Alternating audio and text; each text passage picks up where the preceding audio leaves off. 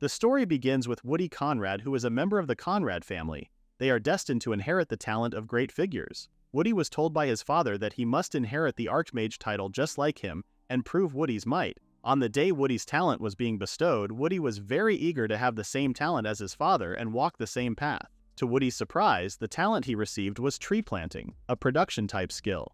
Other people started talking about Woody, the legitimate heir who could not become a warrior nor a hero. With Woody's talent being a non-combative type, the people believed that Woody's engagement with Lady Tristan was now null and void. Woody's brother named Acid bumped into Woody, calling him a failure of an heir. When Acid received his talent, it was announced that he had received the same talent as his father, the Archmage. Woody looked very confused as he thought that he would be the one to inherit his father's power. Woody's father ignored him, going straight to Acid and announcing how Acid was truly worthy of inheriting the Conrad name. On the day the boys received their talent, it was announced that the new heir to the Conrad family was now Acid. Woody was then bullied by the new heir of the Conrad family, who ripped up the flower that his mother had planted and called Woody a mama's boy. Woody tried to defend himself, but the women around Acid did not care, calling Woody's mother trash beneath a concubine. Being swayed by the women's words, Acid placed his finger on Woody's forehead, planning on hurting Woody with magic. Fortunately for Woody, Era came just in time to save him. Worried for Era, Woody told her that if she were to take his side, Era would be in even more danger. Acid was annoyed after being defied and planned to put Era in her place using his power as an Archmage. Woody stepped in between them, proposing to leave and never be seen again, with the condition that Acid would not hurt Era. Acid agreed and kicked Woody out in the middle of nowhere. While walking in the desert, Woody apologized to Era for getting her caught up in his problem. Era did not mind as she made it clear that she had gotten involved of her own free will. Although there were no hard feelings between Era and Woody, their new problem was how to survive in the middle of a desert. Woody felt hopeless, as he was sure that his talent would not save them in time. Era calmed and encouraged Woody, revealing that her aptitude was water mage. Even in a place with zero humidity like the desert, Era could pour out as much water as she wanted. Era believed that she had been granted such power for the exact moment they were now in.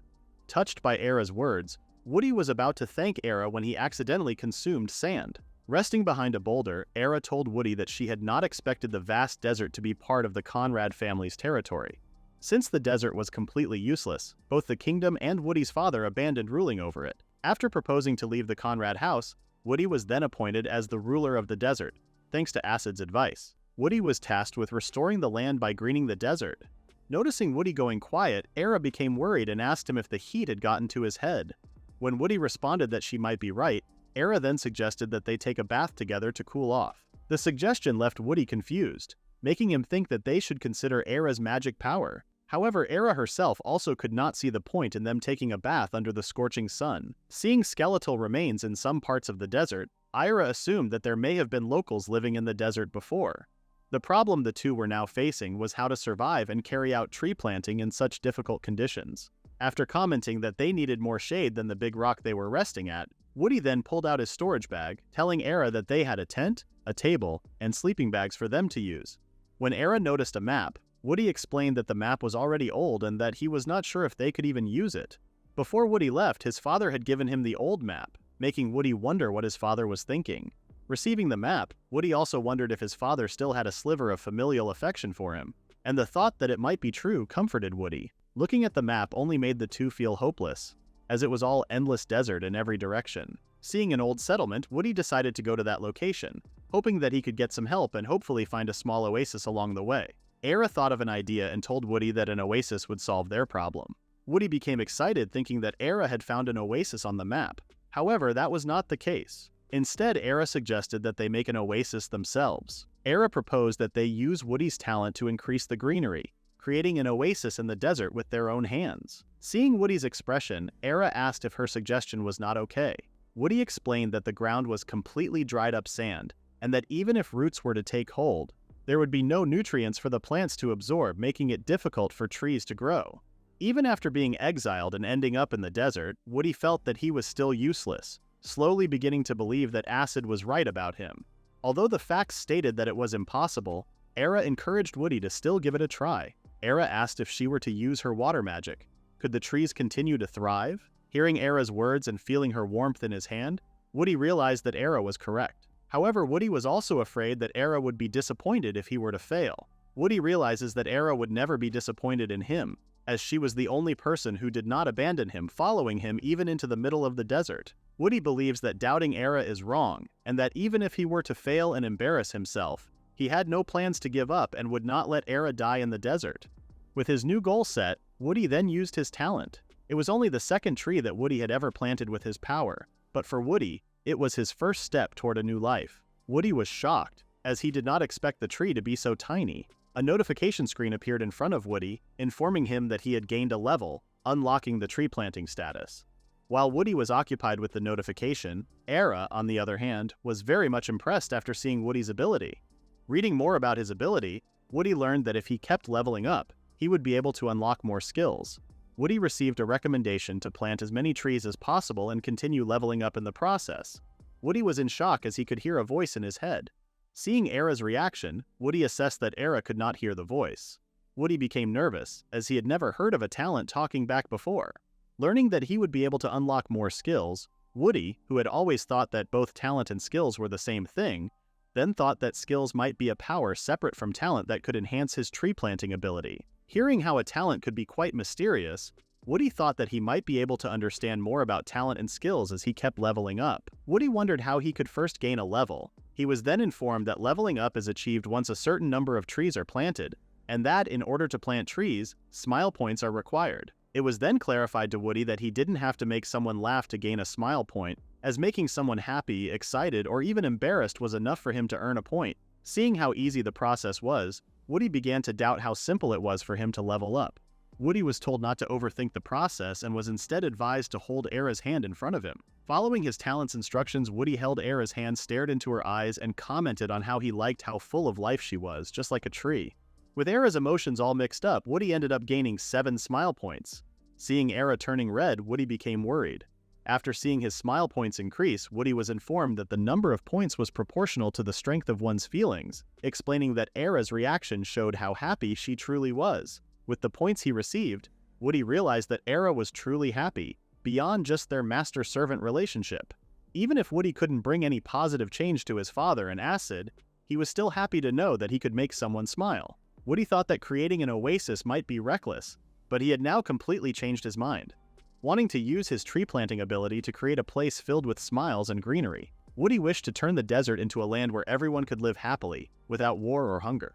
With Woody's words, he was able to gain 4 smile points. At the same time, at the Tristan estate, a woman was yelling at a bird, warning it not to scratch the tree, as it was a gift she had received from someone dear to her. Hearing how the tree was a gift from someone important to the woman, the bird's eye glowed as it wondered if Woody was the creator of the bird's world tree. Reminded of Woody's face, the woman felt sorrow and anger punching the tree. The punch was so loud that the bird thought it had stepped on a massive landmine. The woman collapsed as she remembered how Woody had promised to marry her. After witnessing the woman's actions, the bird jokingly told her that she was doing more damage than him. However, the woman was not the slightest bit amused, accusing the bird of disturbing her heart, the heart of the Sword Saint. The situation escalated quickly, with the Sword Saint now drawing her sword and planning to exterminate the bird. The bird ordered the Sword Saint Maiden to sheath her sword, revealing that it was neither just a monster nor merely a bird, but a divine bird known as Simurgh. A divine bird was a creature that even a hero with legendary talent could not slay. The Sword Saint could not believe that Simurgh was still alive, as she was certain that she had cut the bird down. Seeing the bird still breathing after enduring her Sword Saint strike, she realized that Simurgh might not be an ordinary creature. Remembering how Simurgh had referred to Woody's gift as the World Tree, the Sword Saint thought that both the Divine Bird and the World Tree were merely myths and legends. Although the Sword Saint still found it difficult to believe that she was facing a divine bird, hearing the bird speak human language and display high intelligence made it impossible for her to ignore the facts that pointed to the creature being a divine bird. Simurgh thought it was natural for her to be surprised after encountering a creature like him, revealing that it was rare for beings like them to show themselves to humans. Simurgh planned to leave the place soon, but before departing, he asked the Sword Saint for the name of the person who had created and gifted the tree to her. The Sword Saint laughed, as she did not expect a divine bird to recognize the quality and value of the tree. After hearing a divine bird call Woody a remarkable person, the Sword Saint decided to trust Simurgh's words. The divine bird, Simurgh, then learned that it was Woody Conrad who had gifted the tree to her. Woody was her fiancé, a person whose eyes held a gentle light just like the World Tree. Simurgh was grateful to the Sword Saint for providing such information. Seeing Simurgh preparing to leave, the Sword Saint asked if it planned to go after Woody. Seamerg revealed that, as a divine beast, it was bound by duty to serve under Woody. The Sword Saint then asked Seamerg if he knew Woody's current location, but was shocked when he responded that he did not. When Seamerg asked the Sword Saint about Woody's whereabouts, she could not provide an answer, as she only knew that Woody was no longer at the Conrad estate. Even the head of the Tristan household was unaware of Woody's location, having chosen to ignore and dismiss any matters related to him, making it seem as though Woody had never existed in the first place. Meeting Woody for the first time, the Sword Saint thought that there was just too much difference between her and Woody, believing that Woody was only after her talent. However, after being pushed around, instead of getting mad, Woody became even more impressed after experiencing his fiancée's strength, even without her having used her talent yet. Woody grinned, thinking about how cool his fiancée was, admiring her for what he lacked. From her very first conversation with Woody, the Sword Saint could tell that Woody's words were free of doubt, not directed at the Sword Saint but at her, as a single human being. After getting to know Woody more, the Sword Saint could no longer bear to pretend that Woody never existed. Seamerg sensed a shift in energy from afar, a sign of a new world tree being created. Seamerg then asked the Sword Saint if she wanted to fly with him to where Woody was. The Sword Saint extended her hand, asking to be brought to Woody as she wanted to tell him something. Floating up into the air, the Sword Saint thanked Seamerg and introduced herself by name as Nadia. Now, further up in the sky, Nadia believed that she no longer needed a family name, abandoning it completely and choosing to live simply as Nadia. Meanwhile, in the desert, Era and Woody remained calm as they protected themselves from a sandstorm that had been raging since morning. Although they had not seen the sky properly all day, the two did not lose hope, as they were sure that the tree Woody had created would change everything for them. Era was very impressed with the barrier that Woody had created, as it protected them against sandstorms and even bugs. Era's mind started to warp, thinking that the tree could turn into a fortune if they sold it, giving them enough money for laundry and food. Although Woody was unsure if Era's thoughts were good, it still crossed his mind that his talent might be able to make him rich. Seeing how the sun had set, Era suggested that they now take rest for the night. When Woody created another tree, the barrier expanded even more, further impressing Era. On their third day in the desert, Woody was very pleased with what they had achieved, creating over 12 trees. On their first day, Woody had been in despair, but thanks to the tree's barriers and a new skill he had acquired after leveling up, Woody had managed to survive for 3 days already. With Woody's new level 3 skill, he could change the shape of the trees, making them easier to carry and replant in a different location. Since tree planting required rare points earned through making people smile, being able to reuse them instead of wasting them was a huge advantage for Woody. As the night settled, Woody and Era noticed a couple of silhouettes from afar, wondering what they were. When those creatures finally revealed themselves, Woody became frightened, as desert monsters had come to their location. Woody was worried for their safety, since there were multiple desert monsters, and they themselves did not have the power to fight them. However, to Woody's surprise, Era suggested that they chase the monsters down. Woody immediately rejected Era's suggestion, thinking that provoking the desert monsters would make them more aggressive and might even hurt them. Woody thought that the tree's barrier might have a monster-repelling effect, emitting a wavelength that the desert monsters disliked. Since the monsters would not dare to go after them, Woody breathed a sigh of relief and suggested to Era that they take a break. As the temperature in the desert drops at night, Era prepared some water at just the right warmth for Woody to drink. Drinking the lukewarm water tea, Woody felt like he was reliving his old life. Hearing Woody's praise, Era felt very happy, earning Woody 6 more smile points. Although it was not Woody's intention to get more smile points from Era, he was still grateful to her, as she was the sole reason he could continue planting more trees. Looking at his status, Woody saw that he needed to plant 3 more trees to level up. Each tree cost 4 points, and planting 3 more trees would total 12 points. Woody's current problem was that he did not have enough smile points to plant 3 more trees. Seeing Woody frustrated, his talent suggested a method to earn more smiles. However, Woody did not proceed. Woody wanted to level up to make Era smile, not to make Era smile just for the sake of leveling up and gaining points.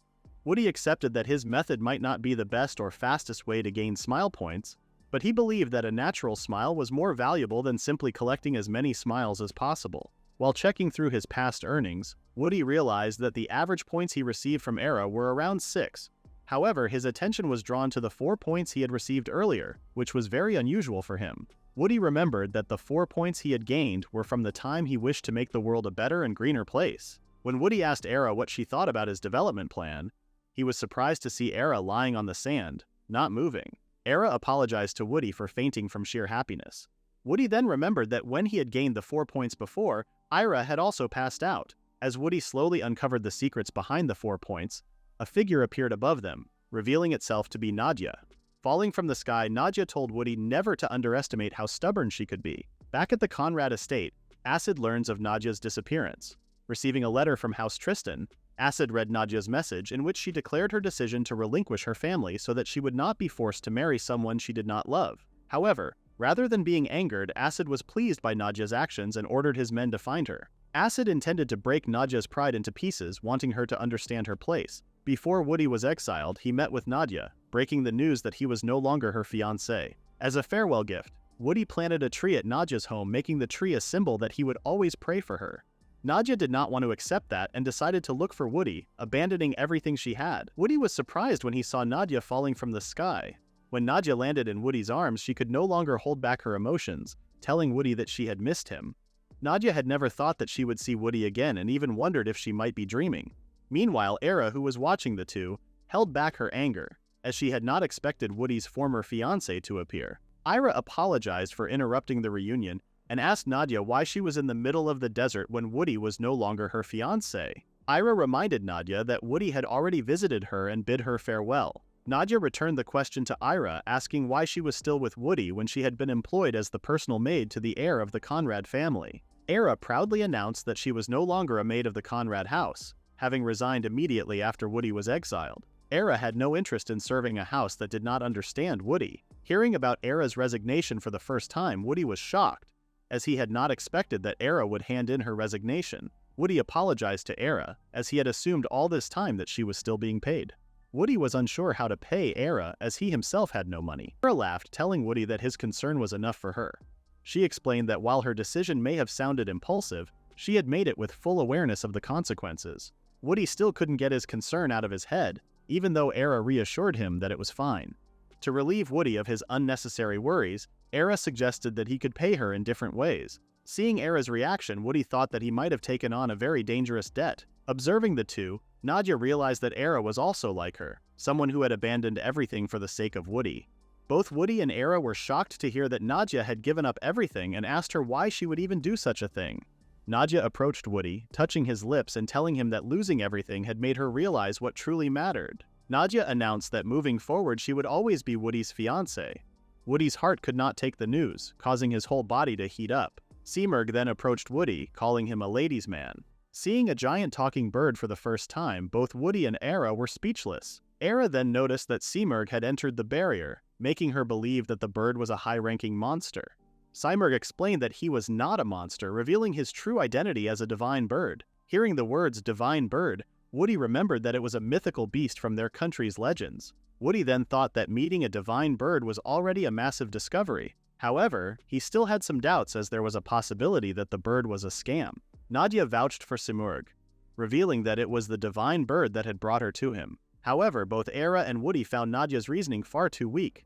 When Era wanted to voice the possibility that Nadia may have been fooled, Nadia cut her off, asking if Era truly believed she would bring a monster to Woody's side.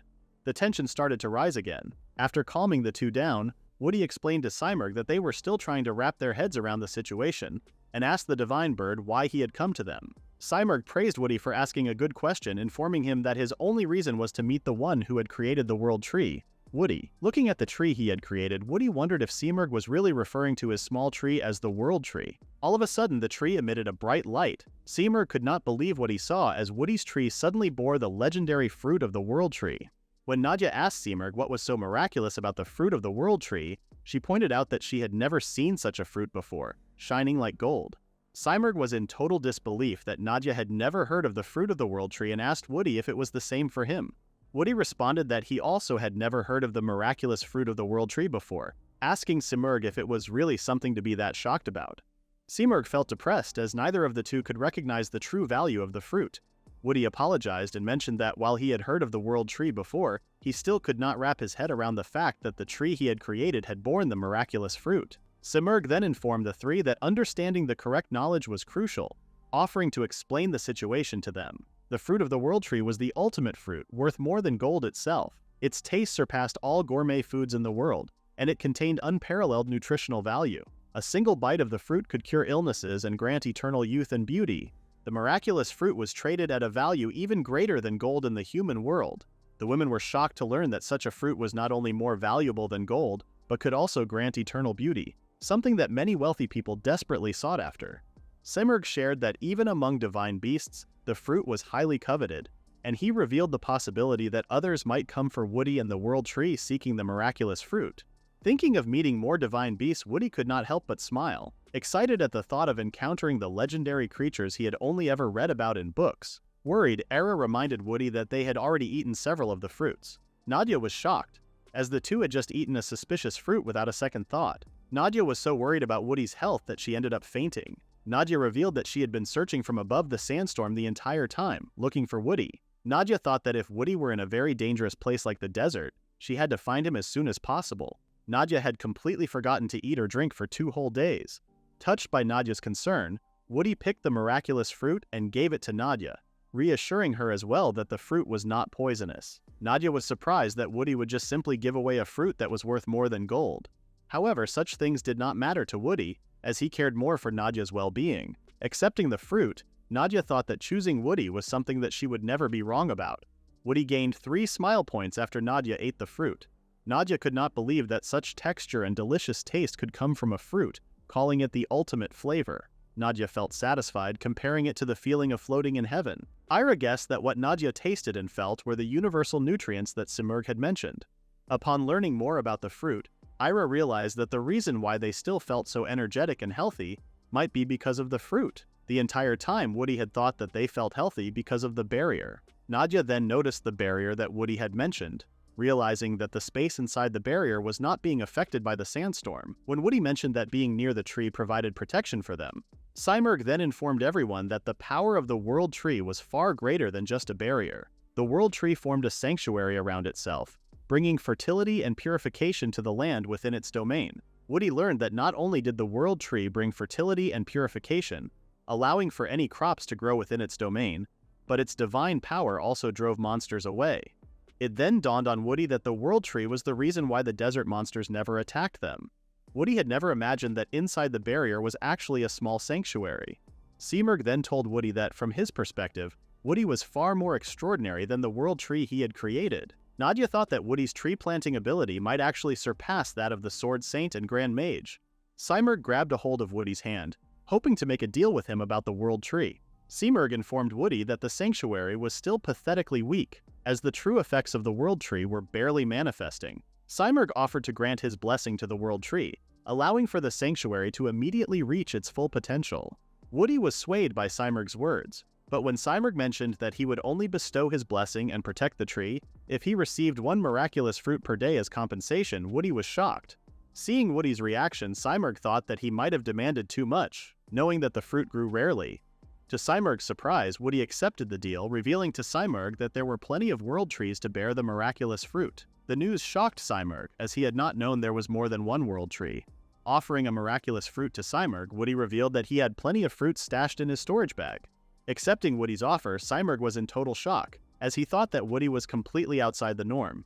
Simurgh, a divine bird who had seen the vastness of the world, was still in shock after seeing so many world trees. While Simurgh continued to look for the desert village, Woody, on the other hand, kept on planting trees and ended up reaching level 4. Woody became excited upon learning that he could now plant a different type of tree. Woody was eager to share with everyone that they could now harvest more fruit per day. Nadia was then reminded of how incredible the miraculous fruit was after seeing Simurgh's triumphant reaction with just 1 bite. Since Simurgh was the one who found the desert village, Nadia felt nervous as she hoped that the village was still intact. Woody still thought that having a divine bird scout from the sky was a huge advantage, thanking Nadia for bringing Simurgh along. Nadia then looked at Era and grinned, making Era angry. Era then pointed out that she also helped out with her water magic, keeping Woody hydrated every day.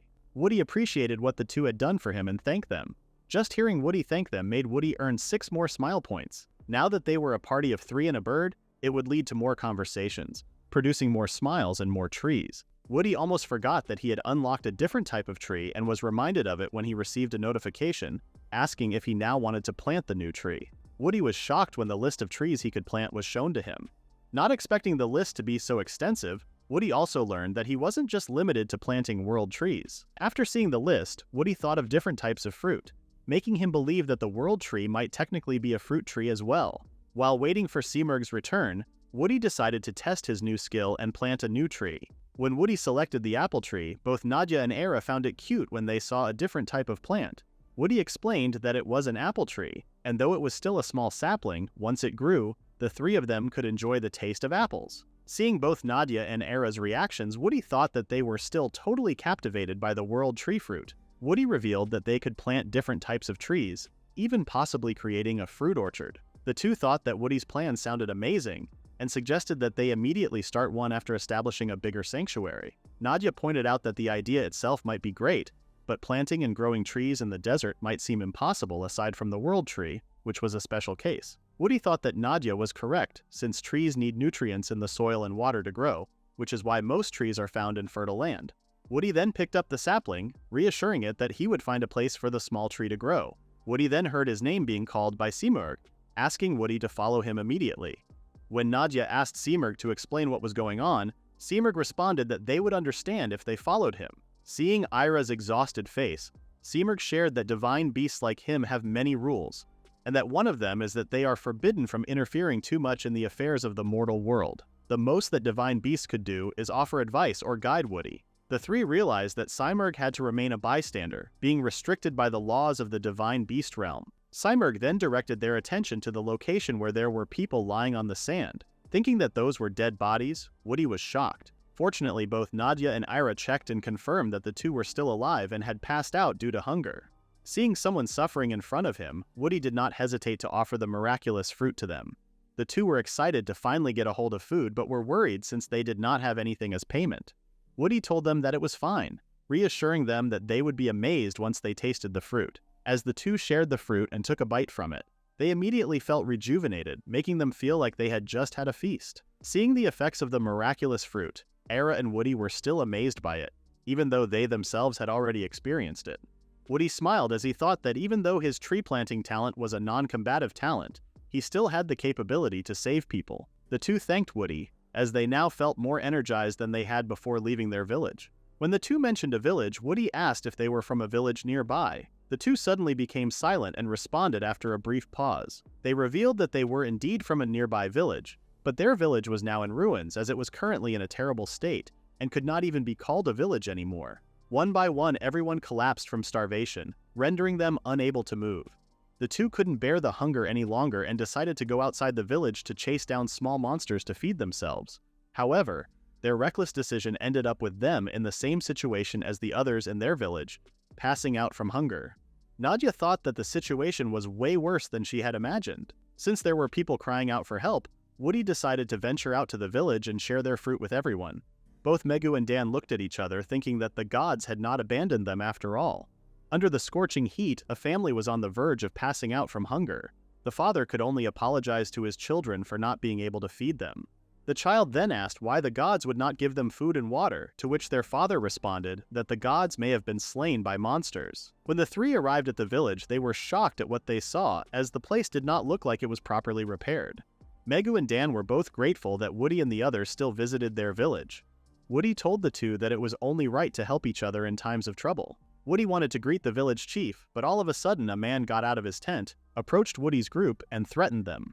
The man warned Woody and the others that anyone who trespassed into their village would be cut down without mercy. The threat sent shivers down both Woody's and Ira's spines. Although in a weakened state, the man, whose name was Shekri, still tried to pick up a sword and ordered the villagers to stay back. Before Shekri could do more harm, both Megu and Dan stepped in, vouching for Woody and the others. Megu and Dan explained that they were the ones who guided Woody's group.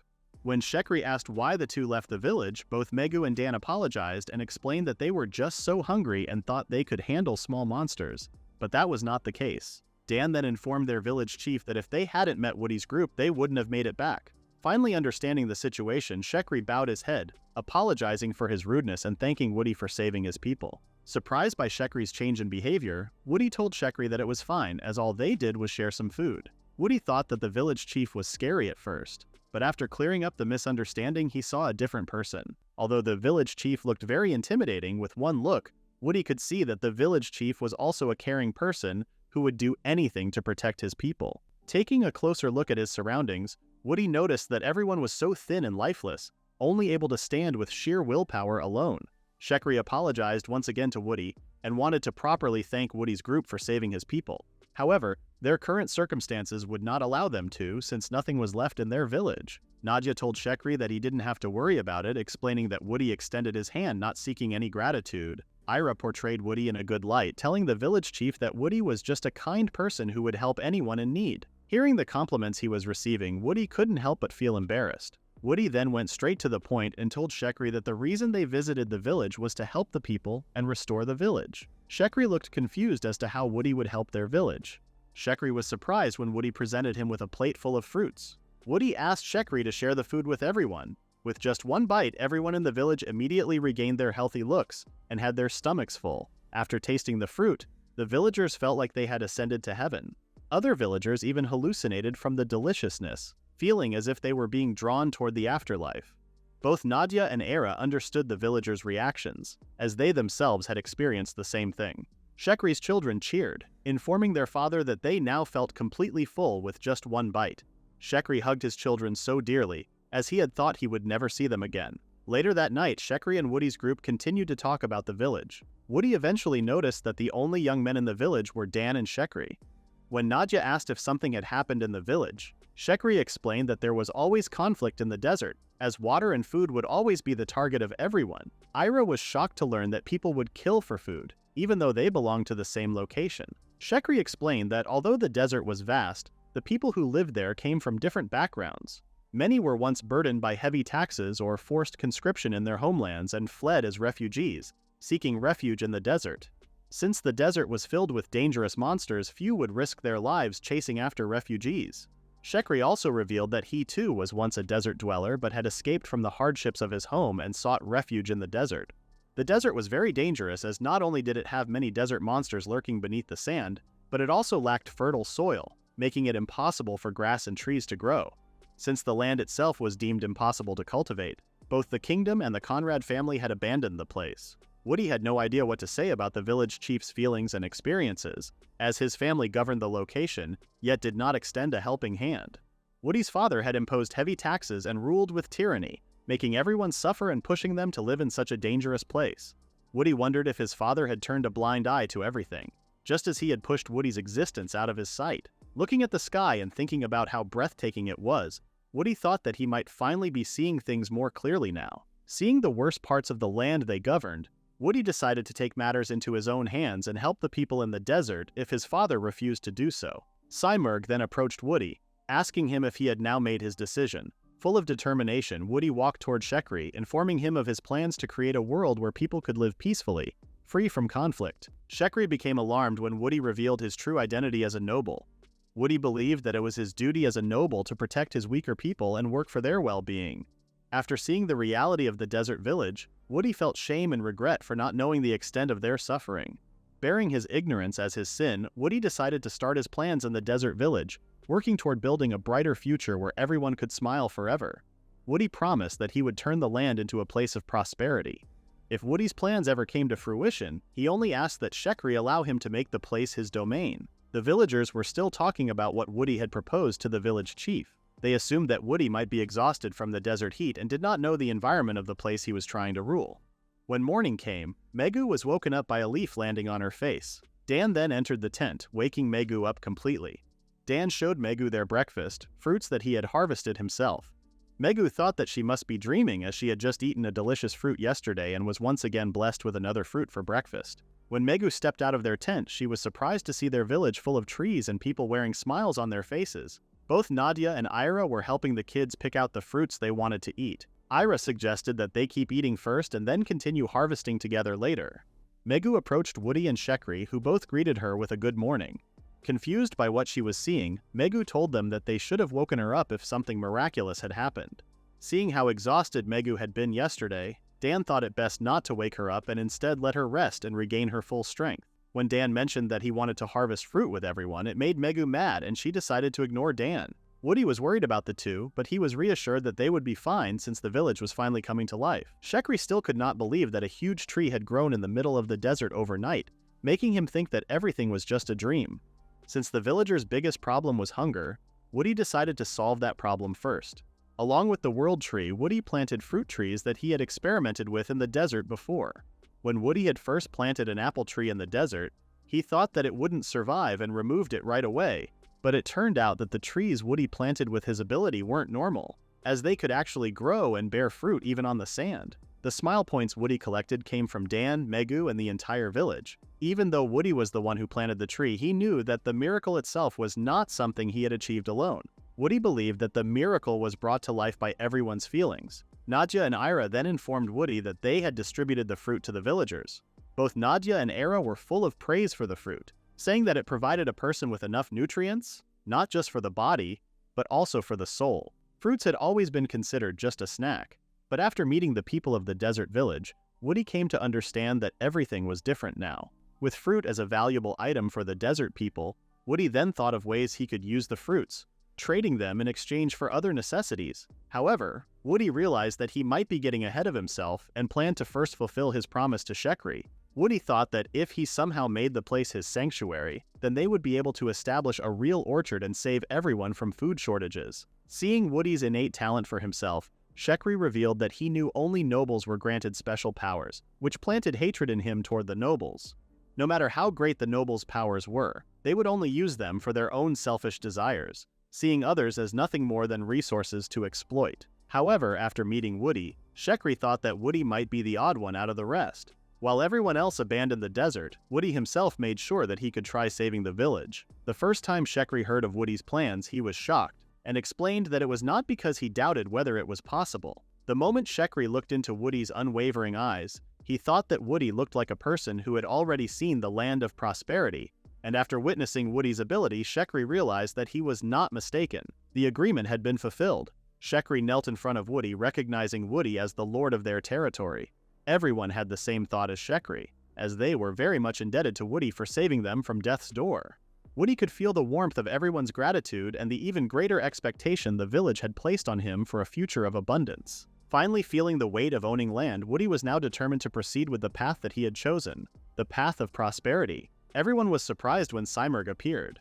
Woody then informed Simurgh that he had chosen the sanctuary, requesting Simurgh to make the village a safe haven for all. Accepting Woody's request, Simurgh then bestowed his blessing, allowing the world tree to reach its full potential. Everyone was in shock, as they could not believe that their place, which was once surrounded by sand, was now full of green trees and grass. The kids were very excited when they saw a huge puddle of water. Shekri also could not believe what he had witnessed and thought that they might have taken in someone far beyond their imagination. Somewhere in the middle of the desert, a man received a report from his henchmen that they had found a huge leaf in the middle of the desert.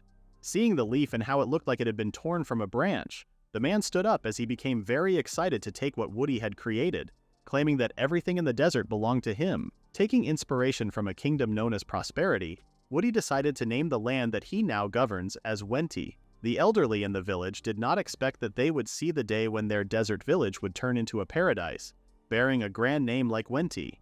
As the old woman told Woody that she couldn't thank him enough, the old man behind her told the old lady that she shouldn't be speaking so casually to Woody, since Woody is now the Lord of Wenti. The two elderly then proceeded to take a bow, making Woody feel embarrassed. Woody then informed the two elderly that there was no need for formalities, and that calling him by his name was just fine.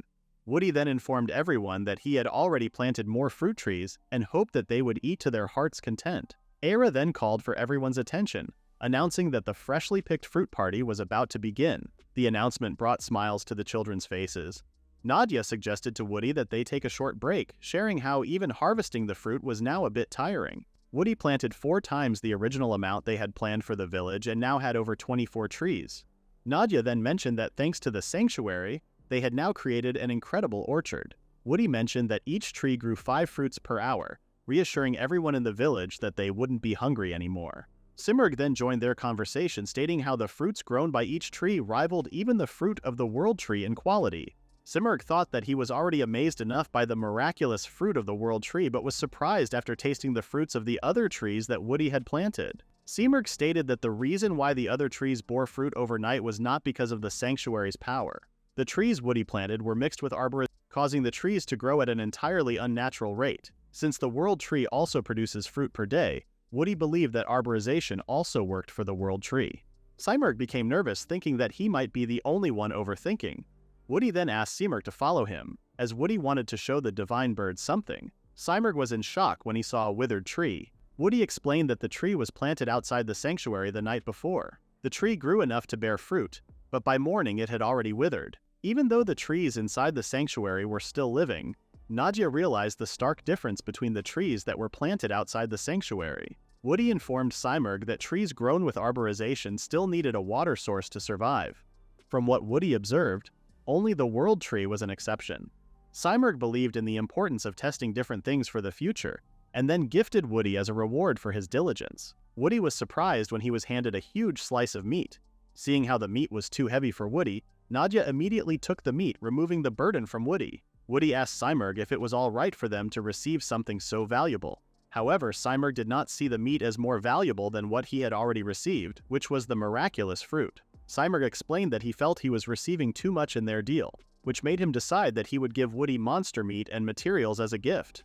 Both Woody and Nadia liked the idea, with Nadia stating that she already felt like they had established a small trade system through bartering. Listening to Nadia, Woody then thought of exporting the fruits they've grown and letting more people know about their place, making their trading system more known worldwide. Woody thought that with everyone benefiting from the sanctuary, it would be a win-win situation. After being thanked by Woody, Simurgh warns Woody to be careful and points out that monsters are not the only ones who are greedy and would take what Woody had built, stating how Wenti is an ideal target for raiders. Simurgh's words made Woody worry, but he then received a notification that he had gained another level and another tree species available for planting. As part of the sanctuary's functions, Woody had acquired the breeding skill. Era approaches Woody asking him if something was wrong. Woody explained that he was just planting trees and had unlocked more abilities. Woody then showed Era their new species of fruit trees, persimmon and chestnut trees. Woody was sure that persimmons could be eaten as they are, but he was not sure about the chestnut. Era then explained that chestnuts are valuable ingredients in making delicious sweets, and grinding the fruit could turn it into a sweet paste. Since they do not have that many ingredients, Era informed Woody of another option in making another type of sweet from the chestnut alone. With his newly acquired level and tree species, Woody was very much excited to plant the last tree in his skill, the mulberry tree. Upon checking his newly unlocked trees, Woody became very confused after seeing a tree species called house tree, light tree, and fire tree. Woody realized that his powers were getting out of hand as he received trees that are now more than out of the norm. Woody thought of sharing the information with others but realized that it would not help him or everyone. Woody redirected his focus to the skills that he could at least understand, which are the sanctuary functions and the breeding skill. Woody asked Simurgh about his newly acquired skills, to which the divine bird informed Woody that by planting the world tree, its sacred properties had also increased. The world tree absorbs magical energy and unleashes various powers, and with Woody's world tree absorbing more magical energy, it evolved the sanctuary, giving it more capabilities now. Woody was shocked and thought that the land flourishing was enough to make him believe that the tree was incredible, and was not expecting the world tree to do more. Before Simurgh could share his thoughts, they were interrupted by Megu and Dan, telling Woody that there's an emergency. Both Megu and Dan told Woody that the sand bandits are now headed for Wenti. Nadia went ahead and went to the top of the border of Wenti and was surprised at how clear the desert's visibility was on a windless day. Nadia could tell that the sand bandits had already caught wind of the change in the village. However, since there were only a few of the bandits, Nadia offered to take them out first. Nadia reminds Woody that he can't show mercy to bandits, as once they experience the joy of pillaging, such kinds of people would never stop taking everything that others have worked for. Woody understands Nadia's point, but it was not what made Woody worry. Woody mentioned that if the bandits that are coming to Wenti are scouts for bigger organizations, Woody was sure that they would immediately make more enemies for the village, which is something that Woody wanted to avoid. Woody suggests that they first capture the bandits and interrogate them, which Woody then asks for Nadia's help to complete the task. The bandits were surprised when they saw that the village was now covered in greenery. Believing that they had found the ultimate jackpot, the other bandits then started to smell something sweet, believing it to be food. The bandits remembered that they had already looted the same village before, which made the others think that some merchants or adventurers may have brought in something for the village. The leader of the bandits did not care about the reason, stating that he would take everything for himself. One of the bandits became scared, worried that they would run into adventurers. However, their leader only laughed, asking his underling if he thought that they would lose to adventurers. Afraid of what his leader might do to him, the underling immediately changed his mind and told the leader that he was just kidding. Pulling out their weapons, the bandits were about to charge at the village. Unfortunately for them, Nadia confronted them first, blowing them away from behind. Nadia warned the bandits that if they tried to destroy the kind world that Woody was creating, she would not show any mercy. Before the leader of the bandits could react, It was already too late as he became an example for the rest of the bandits. Beaten and covered with wounds, Nadia reassured the leader of the bandits that he would live since she only used the back of her blade. When the bandits were finally dragged into the village, they were shocked at how much had changed. The leader then noticed Nadia, the person who had captured them, talking to someone. Woody thanked Nadia for capturing the sand bandits and asked if she had gotten hurt. Nadia smirked and responded that a sword saint like her wouldn't get hurt, and the only worry she had was holding her strength back. Overhearing the conversation, the leader of the bandits' eyes widened as he heard that Nadia was a sword saint. Hearing his underling getting scared, the leader got mad at him for acting like a frail little girl. Nadia ordered the bandits to stop fighting among themselves, asking them if they still did not understand the situation. With the leader of the sand bandits talking back to Nadia, Nadia asked him if he wanted to taste her sword again. Woody then stepped in and asked for Nadia to calm down. Woody then approached the sand bandits, introducing himself as the lord of the village. The leader did not believe Woody's words, while the others remembered that the Conrad name was from a noble family. Woody confirmed to the sand bandits that he was a noble, and acted first by capturing the sand bandits to protect the village. Woody wished to avoid any unnecessary conflict, and believed that they could come to an understanding even with the likes of the sand bandits. To start the negotiation, Woody offered them a roasted chestnut as a snack. The sand bandits' eyes glowed and commented that the food looked amazing. Feeling embarrassed, the leader showed an angry expression toward his underlings. The leader of the sand bandits told Woody that he was acting exactly how a rich kid would do, trying to win them over by offering food. Woody responded to the leader, telling him that he had no expectations of winning the bandits over with a little food, since the bandits' true nature in the first place was to take everything. The leader of the bandits told Woody that pillaging villages is what they do, and that they would keep on doing it to all villages they see. The underling became worried that they would get cut down and asked the boss not to speak so bluntly. However, the leader already expected that they would get killed eventually, and did not see the point of pretending to be someone he was not. The leader told Woody the reality of the desert, which is that it's either they are killed or they kill to survive, and negotiations are nothing but a waste of time. Woody and the others took a momentary break, leisurely enjoying their snacks. Woody then praised Era for perfectly roasting the chestnuts, believing that the others would love them as well. Noticing how the sand bandits were not eating, Woody guessed that the bandits also had their pride. Woody was now relieved to learn that the bandits were not backed by some big organization. Shekri approached Woody, asking him what he intended to do with the bandits. Shekri shared that the villagers were still terrified of the bandits, and suggested to Woody that he decide the fate of the bandits soon. When Woody apologized for causing the villagers trouble, Shekri responded that there was nothing to apologize for since they had already recognized Woody as their lord, and that whatever action Woody chose they would not object. Shekri asked Woody if he intended to accept the bandits as part of the village, and was surprised when Woody responded, yes. Woody shared his plans for the desert, making it a place where everyone could live happily, which included the sand bandits as well. Woody understood that his idea was difficult to achieve, but he also did not want to give up easily and abandon others like how his father abandoned him.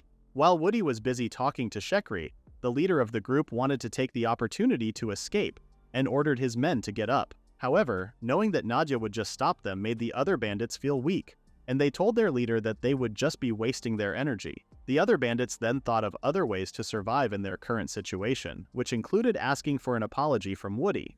Seeing how their leader would not budge at the other's suggestion, the young underling suggested that they turn over a new leaf and ask to be a part of the village. The underling's suggestion angered their leader even more. However, he still continued to voice his concerns, and how they would benefit more if they were part of the village. The leader of the sand bandits reminded his underlings that they had already chosen their paths, and being a part of the village was something they had never done before. The leader of the bandits reminded his underlings of what they did to the village before, pointing out that the village would never accept them.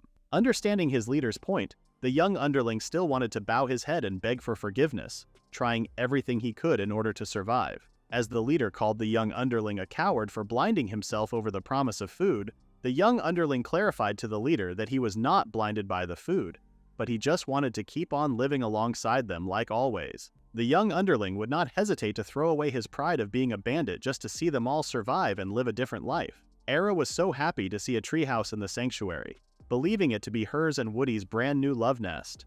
Woody then explained to Era that the house was a tree he planted for the village chief. Seeing Era looking depressed, Woody cheered her up by telling her that he would plant their own tree later.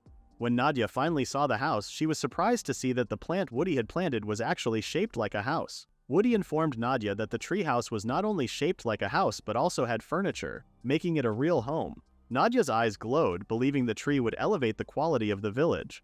Seeing the interior of the house, Era thought that it was great for both physical and mental well-being. Woody never imagined that a plant species called the house tree would ever exist. There were other trees that Woody had yet to unlock after leveling up, but for Woody, the house tree was the most valuable tree to the village at the moment. The bandits that Nadia captured were currently in the village, and their presence was making the villagers very anxious. With the house trees, Woody believed that it could lessen the villagers' anxiety by allowing them to lock the doors. However, Woody was sure that such a plan would not be enough, as his goal was to reduce the burden of constantly monitoring the sand bandits. Woody then checked the list of skills and trees to see if he could use something to solve his problem. The leader of the bandits smelled something and asked his underlings if they could smell something weird. However, the underlings responded that it was difficult to discern what it was since they were blindfolded. The response angered the leader, and he ordered the underlings to use their noses. When the young underling smelled something burning, he immediately thought they were about to be publicly executed, which scared the leader. The sand bandits were surprised when they heard Nadia's voice ordering them to stop talking. Nadia told the sand bandits that she did not come to instill fear, but instead visited them to give them something good. When the blindfolds were finally removed, the sand bandits were shocked to see trees that were on fire. Though Woody welcomed the sand bandits, the bandits were too preoccupied with the fire trees and ignored Woody. Even though Woody apologized since the fires were still a little strong, the sand bandits were still confused about what was happening. Era had a different thought, believing the fire to be working just perfectly fine. What Woody intended was for the tree to appear not as a threat but as a deterrent, which actually worked. Since animals instinctively fear fire, Woody thought of planting fire trees around the sand bandits. The fire trees could also cast fire magic, so Woody decided to create a fiery enclosure. After showing the sand bandits their tent to sleep in, Woody mentioned that going near the trees would be very hot. However, it was also beneficial since the nights in the desert tended to be very cold. All of a sudden, the leader of the sand bandits was pushed towards the fire tree, which led to him being burned. Nadia then informed the leader of the sand bandits to consider what he received as a lesson learned, suggesting that they abandon any wicked thoughts. The other sand bandits immediately jumped into the tent, feasting on the fruits inside. The bandits could not help but cry out their frustrations after finally eating something so delicious. The bandits' actions angered the leader, as he was worried that the food might be poisoned. However, Nadia informed the leader that he was the one who should be called an idiot. Nadia pointed out that they didn't need poison to kill them, as she alone was enough to do such a task. Woody then stepped in, informing the sand bandits that there was no trickery involved. He told the sand bandits that while they were within the sanctuary, they would be considered part of the village, and Woody couldn't allow the people living in his place to go hungry. Seeing a young noble acting all high and mighty reminded the leader of his past, when he promised himself that he would soon become a big shot. Simurgh was flying over the orchard and took a fruit, visiting Woody and informing him that the newly planted grapes were exquisite. Woody thanked Simurgh for patrolling the village again. Seeing Simurgh munch down on the fruit, Nadia told him that his presence as a divine beast had completely vanished. Woody thought that Nadia might be exhausted from dealing with the sand bandits and suggested that she rest. Nadia reassured Woody that she was alright and asked if it was really okay to leave the sand bandits unwatched.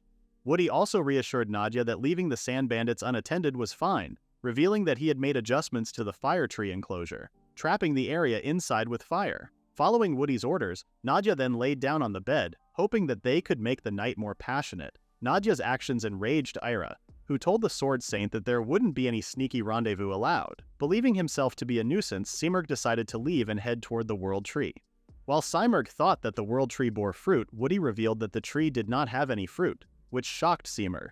The divine bird was in anguish, asking Woody what he was supposed to eat. Woody then handed Simurgh a fruit, explaining that the tree was different from the others. Ira overheard Woody and asked what he meant by it. Woody explained that all the world trees he had planted before could bear fruit, but after leveling up, he could now plant a world tree that did not bear any fruit. Woody planted the world tree inside his home and planned to observe it. Simurgh thought that a fruitless tree felt a little lonely.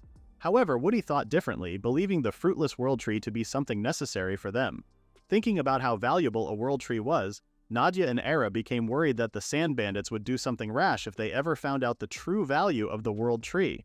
Woody planned to replant all of the world trees tomorrow. Era also pointed out that even though they would be replacing the world trees, the other species of trees would still hold great value because they could produce food in a place like the desert. Woody realized that the true issue, something they would have to fix, was getting the sand bandits to change their ways. After telling Era that she was right, Woody thought about how he could not see the sand bandits turning over a new leaf. Woody did not want to abandon anyone, but with the reality in front of him, he wondered how he could bridge the massive gap. Nadia and Era encouraged Woody, suggesting that he start by trying what he could. Era thought that the sand bandits might be of help with harvesting under supervision. Woody then realized that farming was no longer impossible since they already had a water source, which meant there would be plenty of work for everyone to do. Woody thanked the two for giving him ideas and hoped that the sand bandits would be willing to cooperate. Nadia pointed out to Woody that if he tried to hit the sand bandits' heads, they would surely move, but reforming them might be impossible. Simurgh then joined the conversation, informing Woody that the reformation process might not be as difficult as he thought. Woody whispered to Simurgh, telling the divine bird that the reformation he was thinking of might be different. Gasping, Simurgh explained that the sanctuary had the ability to ward off evil. He further explained that the sanctuary not only warded off evil, but also purified negative emotions within its bounds. Simurgh pointed out that a sudden change in the sand bandits would surely not happen, but by spending time inside the sanctuary, the sand bandits would gradually gain a purer heart. Simurgh revealed to Woody that the key to reformation was granting the villagers aptitude, and by using the power of aptitude, they could accelerate the purification process. When Woody was young, he learned from his teachers that only nobles possess talent, and that for a commoner to be granted talent is extremely rare. Nobles undergo the blessing ceremony when they turn 15 and receive their talent. Aptitude refers to an acquired talent and is essentially a skill. The young nobles were taught that the difference between the nobles and commoners lies in whether one possesses aptitude or not. Woody had doubts about what his teachers had told him before, but he never found the answer to his questions. Woody felt like a bomb had been dropped on him after Simurgh told him that they could use the power of the sanctuary to grant aptitude to the commoners of the village. Seeing Woody's concerned look, Simurgh asked Woody what was wrong. Simurgh believed that if the villagers gained aptitude, they would surely be able to do more. Woody explained that Simurgh's idea sounded amazing. However, since the villagers were commoners, there was no guarantee that they would receive an aptitude. Nadia informed Simurgh of what was told to them by their instructors, that it is extremely rare for commoners to receive an aptitude. Nadia thought that the idea of granting the commoners aptitude was not possible. However, there was no proof that it was impossible since it had never been done before. Simurgh then thought of an idea and ordered Woody to gather everyone in the village immediately, as they would perform a blessing ceremony for them. With all the villagers gathered in one place, Shekri was asked if some kind of event was being held. Shekri's children thought that there would be some kind of festival and suggested that they all dance. Shekri laughed and told everyone that the divine beast had something to say to them. Meanwhile, a shy girl named Fiona told her friend that she was fine staying in the back. However, her friend insisted that they move to the front. Seeing that everyone was now present, Simurgh then announced that he would be starting the blessing ceremony. Everyone was shocked, as they knew that the blessing ceremony was an event that allowed nobles to receive their aptitude. The villagers were hesitant to participate since they were just commoners. To start off the blessing ceremony, Simurgh decided to begin with the village chief first. Shekri was also unsure if it was all right for commoners like them to participate in such an important event. However, Shekri could not refuse since Simurgh had chosen him himself. With the divine bird's eyes glowing, Shekri received the aptitude of a priest, a guide of faith, leading others with the hope of divine protection. Shekri was more surprised that he had actually received an aptitude than he was by the fact that he had received the aptitude of a priest. Shekri explained that he felt like something inside him, something he hadn't noticed before, had suddenly become undeniable after the ritual. Seeing the ritual being performed on Shekri made Woody think that the ceremony was an amazing idea. Seeing a commoner receive a blessing, Woody thought that it might be something only a divine beast could do. However, Simurgh revealed that he did not do anything special since it is only humans who decide what is considered special. Simurgh explained that aptitude knows neither noble nor commoner, and the proof of that was Shekri, who had just received an aptitude. Nadia and Woody were puzzled and asked Simurgh why they were taught differently by their teachers. Simurgh told the two that aptitude appears more often in noble bloodlines. However, there are also a fair number of commoners who can receive an aptitude. Woody was shocked to learn that what he was taught was not entirely correct, having been taught rules that only benefited the nobles. Though Nadia was still having a hard time grasping the news, she still found it very amazing. Shekri's kids cheered for their father, even expressing their desire to receive an aptitude as well. When Shekri told his children that one could only receive an aptitude when they turned 15, Simurgh interrupted them and mentioned that age was another local rule, and that human age was irrelevant in receiving an aptitude. Everyone was shocked by the information that Simurgh was telling them. Since Shekri received the aptitude of a priest, Simurgh then instructed Shekri to perform the blessing in his stead. Shekri was shocked and told Simurgh that his aptitude could not replace the divine beast's task. Simurgh explained that people with the aptitude for priestly roles could grant aptitude within their sanctuary, which meant that the divine bird's task was finished. Simurgh defended himself, stating that he was not slacking off. Simurgh revealed that if he conducted the ceremony, he would have to communicate with the gods, and that could get more complicated with all his obligations. Shekri was worried since he didn't know how to use his powers, but Simurgh reassured Shekri that his priest aptitude knew what to do, and that all he needed to do was close his eyes and focus on his aptitude. Following Simurgh's instructions, Shekri bestowed Maclay with water magic, Dan with a swordsman talent, Fiona with fire magic, and Megu with the aptitude of a pirate. As a result of the blessing ceremony, about 20% of the villagers received aptitudes. Woody was very happy and surprised to hear the news. Shekri was also surprised and mentioned that some were disappointed that they did not receive anything. However, considering the fact that they were able to participate in an important ceremony and received blessings from it, Shekri told Woody that they would use the blessings they gained for the good of the village. With more smiles returning to the village, Woody also benefited as he gained tons of smile points. Celebrating with everyone, Woody was grateful for everyone's smiles. Nadia and Era gathered those who had received combat aptitudes and announced that they would now start their training. Megu asked Ira if she needed to train as well since she received the pirate blessing. Ira told Megu that her blessing required a lot of stamina, which meant that she would be participating in the training along with Dan under Nadia's care. Maclay thought that receiving training under Era would be more gentle. However, that was not the case, as Era gave them instructions that were far beyond their expectations. After Nadia told Megu and Dan that they would be running drills until sundown, their shrieks were heard all over the village. Knowing what type of people Nadia and Era were, Woody wondered if he could really leave the training to the two of them. Flying over Woody, Simurgh commented that the place was getting lively again. Simurgh told Woody that once everyone got used to their new powers, Shekri should also be skilled enough to rehabilitate the sand bandits. Woody was shocked, as he was not sure if having Shekri rehabilitate the sand bandits was a task they could ask so casually. Simurgh reassured Woody that such a task would be easy for people with the priest's blessing, as their sermons could cleanse evil hearts. Almost forgetting something, Woody handed Simurgh a new fruit as a reward for the ceremony he held. Though the fruit was a bit unusual, Woody still hoped that the divine bird would like it. Simurgh was very curious about what type of fruit it might be, and asked Woody to show it to him. Simurgh was shocked to his core when he saw the grape infused with fire magic, calling the fruit a fire muscat. The intense fire coming from the fruit was so hot that it almost burned the divine bird. Woody also revealed that he had a water muscat, an earth muscat, and a wind muscat. Woody asked for Simurgh's opinion about his latest creation, the element muscats. Both Nadia and Era were in shock after learning that Woody had crossbred a grapevine with a fire tree. Seeing everyone's expressions, Woody immediately avoided eye contact. Woody explained what had happened. His planting skill had leveled up, which led to him unlocking the hybridization skill. The new skill allowed Woody to take a new leap in his experiments and learn what he could achieve. Woody revealed that he had made other types of hybrid trees and handed the fruits to Nadia, Ira, and Simurgh. The girls thought that the fruit just looked like a normal peach and apple. However, the moment they took a bite, everyone's eyes widened, as the fruit they were tasting had the opposite flavor.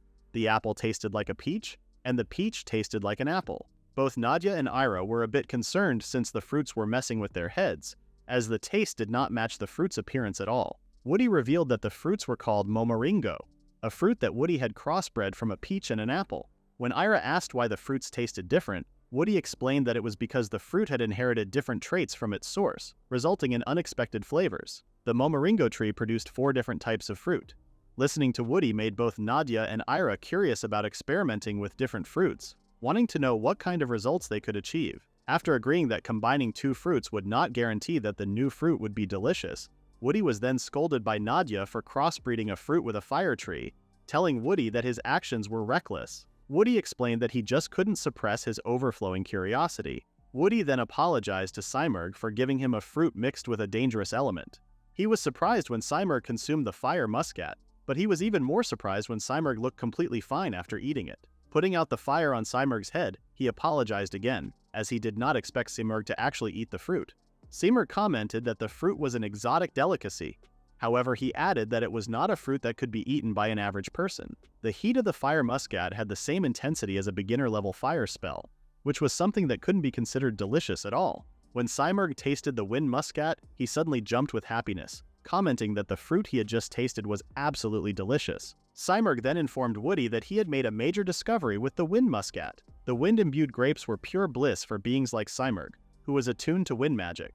Simurgh believed that if someone had an affinity for a certain element, they would find the matching element incredibly delicious. Upon realizing that not only a divine beast could enjoy the element muscat, both Nadia and Woody immediately tasted the element muscat that matched their own affinities. However, they ended up feeling disappointed as the fruit only tasted strange to them. Nadia then suggested to Ira that she try the water muscat since she was a water mage. Ira refused to eat the fruit, but it was already too late. Nadia had shoved the water muscat into Ira's mouth. Upon tasting the fruit, Ira's eyes widened as she experienced a burst of flavor, a flavor she had never tasted before. Ira was so amazed by the fruit that she ended up falling over. Upon realizing that anyone who could match the fruit's element could experience a new, delicious taste, Woody looked at Nadia, showing a scary expression. Ira stood up and thought about giving the element muscats to Maclay and Fiona, since the two were attuned to water and fire magic. Remembering that the training lasted until sunset, Woody suggested to Era that she give them the fruit once training was over. The moment Era touched the fire muscat, she was instantly burned, almost dropping the fruit to the ground. When Woody asked Era if she was fine, Era became annoyed and wondered why Woody could hold the fruit so calmly. Woody did not feel any heat from the fruit even though it was engulfed in flames. Woody wondered if being the creator of the fruit was the reason why he was immune to its fire. From the fire muscat, Woody realized that the fire tree might also be the same. Realizing how he messed up by handing Era something that could hurt her, Woody immediately apologized for being so careless. Ira reassured Woody that she was fine as she had only been burned for a moment. Nadia then commented on how Ira was just overreacting since the fire in the fire muscat had the same intensity as a beginner-level fire spell. When Simurgh asked Woody if he planned to crossbreed more fruits moving forward, Woody responded that he did plan to continue. As he saw the boundless potential of the fruit, Woody revealed a hybrid from the muscat tree, a burning vine. Nadia realized that with crossbreeding, any trees, plants, or fruits mixed with the fire tree would have flames that would never burn away. Shekri approached Woody after being called, asking Woody what he wanted to talk about. Before discussing the main topic, Woody asked Shekri how he was adjusting to his priest aptitude. Shekri told Woody that compared to the beginning, he had gotten more used to the ability. However, Shekri was a bit sad since the only time he used his ability was during the blessing ceremony. After that, Shekri mostly just scanned through some old sand-covered holy scriptures. Shekri wondered if he should also do some kind of training. Woody wondered if the issue involved the environment. Woody then used his skill and created a treehouse, explaining that it was a new type of house created by crossbreeding a house tree with the world tree. Woody then presented Shekri with his new church. Shekri was beyond amazed as the interior was much bigger and grander than the other houses. Woody was relieved that his crossbreeding had worked and was sure that the place would feel more like a church once they set up the interior. Since the house also had the world tree's genes, Woody asked Shekri if he could feel any divine energy from the place with his priest aptitude. Closing his eyes, Shekri felt like his mind had become clearer and more serene than ever. Shekri could now sense what he needed to do. Shekri told Woody that he wished to establish a formal church and welcome the Sand Bandits into their community, cleansing the darkness that resided within their hearts. With the newly planted treehouse and Shekri's sermons, the village of Wenti had gained itself a church. Both Woody and Era praised Shekri for now looking more like a priest. The old man called for Woody, wanting to show him something. When the secret was unveiled, Woody was shocked to see a statue of himself and Simurgh. When Simurgh saw the statue, he was immediately amazed and commented that his dignified look had been recreated successfully. Seeing Simurgh so happy, Era believed that a divine beast like Simurgh might have resonated with its statue. Seeing Woody's statue, Nadia immediately requested to have it placed in her bed. When the old man accepted Nadia's request, Era immediately voiced her concerns, stating that Woody's statue was a sacred one. Impressed with the old man's work, Woody did not expect that one of his people would be able to create such dignified art. The old man was very pleased to hear the praise, mentioning that he had never felt useful before as all he ever did in the past was play with sand and carve stones to distract himself from hunger.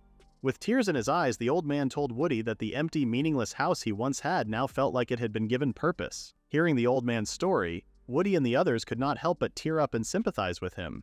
Both Nadia and Ira felt guilty for secretly planning to hug the statue at night. After the mass had ended, everyone in the village was very supportive of Shekri, praising him for the story he had told. Maclay was one of the people who was very happy with the church, as he thought they could now gather in one place. Seeing his kids become happy with what he had now achieved, Woody approached Shekri and mentioned that everyone looked very happy. Shekri responded that he had only managed to make the sermon more presentable. Era told Shekri how he now looked like an evolved version of the village chief. He told Woody and the others that since it was his first time giving a sermon, all he could say was, "Thank you to Woody for saving the desert village." Shekri was still unsure if he was doing the right thing. Simurg appeared, flying above everyone, and mentioned to Shekri that it was only fitting for him to follow what his heart was saying. Listening to Simurg, Shekri realized that he could use his true experiences and emotions in preaching. He finally understood why he had difficulty reading the Holy Scriptures. It was because the contents of the Scriptures did not resonate with him. Not wanting to forget the gratitude he felt towards Woody, Shekri promised that it would be their turn next time Woody needed their help. After promising to pass down his teachings to their children and grandchildren, Simurg liked the idea and suggested they put it into writing, creating their own personal scriptures. Simurg tells Shekri that once they have finished with the scriptures, they would have to come up with a name for the scriptures. Unfortunately, Shekri was not sure of any good name for his upcoming scriptures. Woody thought of a name and shared it with everyone, asking if Wintry Faith is appropriate enough for the party. Shekri immediately grabbed Woody's hand, commenting on how the name was brilliant. Listening to the conversation, Era assumed a different faction, imagining Woody and Simurg celebrating their wedding. Later that night, Nadia confronted the Sand Bandits. The leader was not pleased to have been forced to do manual labor and vowed to take his revenge. However, the gap between him and Nadia was so vast that the leader ended up with his face on the ground. The other bandits had completely changed, no longer worrying about their leader. Nadia then told the Sand Bandits that moving forward, they would listen to Shekri's daily sermons. The news shocked everyone, to which the leader immediately told Shekri that listening to his sermon would be comparable to a joke. The young underling had no problems with listening, but upon seeing his boss glare at him, the young underling immediately changed his mind. The young underling was very happy that they were still alive and had been spared, but he was very curious if Woody's plan to have Shekri preach sermons would be enough for the leader to change his ways. The young underling whispered to their leader, telling him that the sermons might just be their way of joining the village. The leader let out a deep breath and reminded his underlings that once they crossed the line, there was no longer any going back. In the desert, if they did not strike first, they would die. With the harsh ways of living, the leader's father also suffered the same fate and died face down in the sand. The leader could not throw away his identity as a bandit, as he was sure that for the people he had killed and hurt, he would never be forgiven. Listening to the leader's story, the young underling was not expecting the leader to reveal that his father was also killed by bandits. Knowing more about their leader, the young underling slowly realized why their leader was adamant about staying true to who they actually were and avoided any possible change. The young underling reached the same thought as his leader, that the village would never forgive them for their past. The young underling apologized to his leader and told the leader that he was wrong. The young underling explained how he had been thinking naively and not truly understanding anything. The young underling promised their leader that he would follow him no matter what, even to the ends of hell. The underlings felt a sense of new camaraderie, dedicating themselves fully to their leader. Greeting the bandits, Shekri expresses his gratitude towards them for coming to the church. Though the leader complied, he still was not pleased and sensed that the place was throwing him off. Shekri wanted to start off their meeting with a sermon. Shekri remembered seeing the bandit leader talking to his underling earlier and suggested that he let out his concerns or problems without any worries. The bandit leader refused and told Shekri that it was nothing, and that they were just griping about the village. The bandit leader's taunts didn't work, as Shekri just admitted that they were a bit rough towards the bandits, and also expressed his regrets for their actions. This only pissed the bandit off, and he thought that Shekri was up to something. The bandit leader had had enough and told Shekri to just reveal what he was planning instead of calling their meeting a sermon. Shekri turned his back on the bandits and told them that he merely wanted to talk with them while sharing a meal. When the bandit leader realized that Shekri and the village still wanted to talk about food, it angered him. Shekri explained how the situation had changed from when the bandits first came into their village. Back then, eating food in the village was out of the question. However, now the village could eat mountains of fruits. Handing over a fruit, Shekri asks the bandit leader to take a seat, as he had brought freshly picked fruits for them. Though hesitant, the boss's underling whispers in his ear that the fruit was his favorite. Pissed off, the bandit leader told his subordinates to stop saying unnecessary things. Overhearing the conversation, Shekri told the bandit leader that if he was not going to eat the peach, then they would have no food until night. The bandit leader was left with no other option but to eat the peaches. With the bandit leader's decision to sit down, it surprised both sides. When the bandit leader told Shekri that he would not be saying anything, Shekri responded that it was fine. Outside the church, both Ira and Woody were nervously waiting. Ira then saw Simurg and asked about the situation inside the church. With a smile on its face, Simurg tells the two that it was a needless worry. Hearing those words, Woody becomes excited and asks Simurg if everything went well. Simurg explained that Shekri and the rest of the bandits were eating at the dining table, and that the rest was now up to everyone. As Woody expressed his relief, Simurg asked him if he was worried. Nervous, Woody shared that he fully trusts Shekri but is still worried. Before the meeting, Shekri asks Woody for a favor, which is to let him lead the sermon in his own way. When Woody asked if there was something Shekri wanted to do, Shekri responded that although he is confident with his sermons, he first wanted to use the opportunity to share a meal with the bandits and talk things over. Shekri's plan shocked Woody, which immediately worried Shekri and made him ask if his plan was dangerous. Woody tells Shekri that he would be safe if Nadia is with him. However, Woody is still worried for Shekri since he made a similar mistake in the past, and that the interaction may lead to a point that they won't be able to refuse any longer. Understanding Woody's point, Shekri thought that giving a normal sermon was the much better option. Shekri apologized and explained how he tends to get all confused whenever he starts thinking about many things.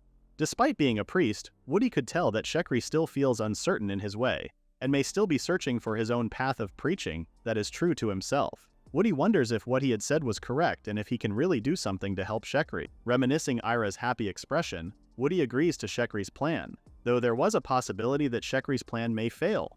Woody suggests that they just try again and invite the Sand Tribe people to a meal. Shekri was deeply touched by Woody's words. In Woody's mind, he thought that the only thing he can do is to believe in Shekri's feelings and give him a push forward, just like how Ira once did for him. As the sun began to set, Shekri, along with the bandits, came out of the church. Though things did not change right away, Shekri wore a more gentle expression which signifies his faith towards the bandits who were now returning to their homes. Later that night, Woody thanked Nadia for her help.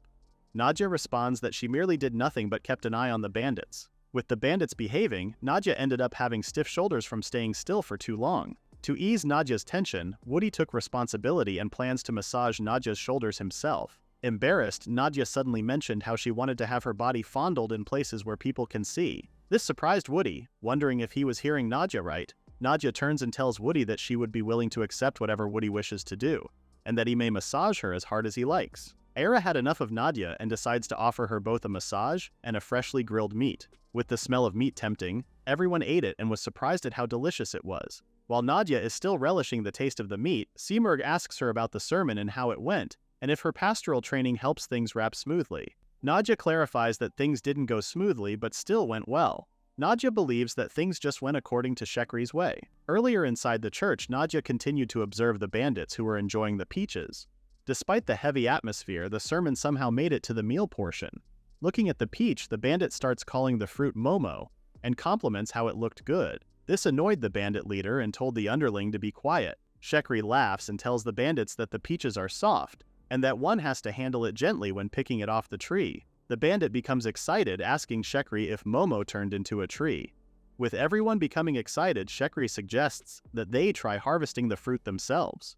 Enraged, the bandit leader gritted his teeth and told Shekri that he had figured him out, and that Shekri was only sweet-talking to them so that they would then have to work themselves to the bone. Shekri assumed that the bandit leader was talking about labor, and told him that even the kids in the village could pick the fruits off. Shekri clarifies that both the elderly and the younglings enjoy picking off fruits from trees as it is a good way to exercise.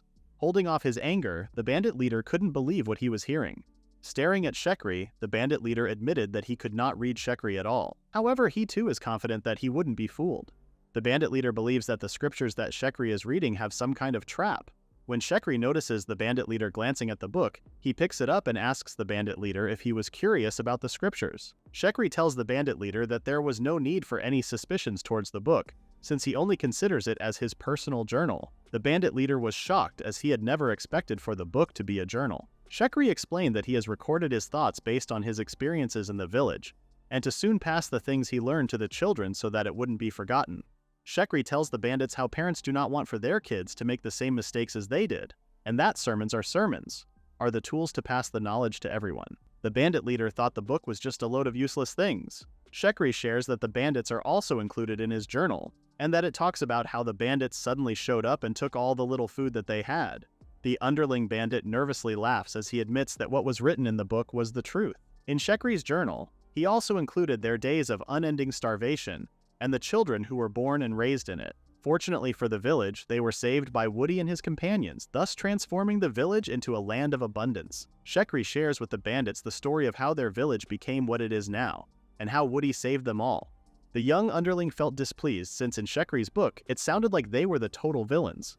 The underling's comment angered the bandit leader, pointing out that they should be the villains since they are bandits. Shekri explained that he did not mean for the bandits to be portrayed as villains. Shekri tells the bandit leader that the reality was not everyone is lucky, but in order to change the future of their desert, they would need to pass on the luck that they've received to the next person.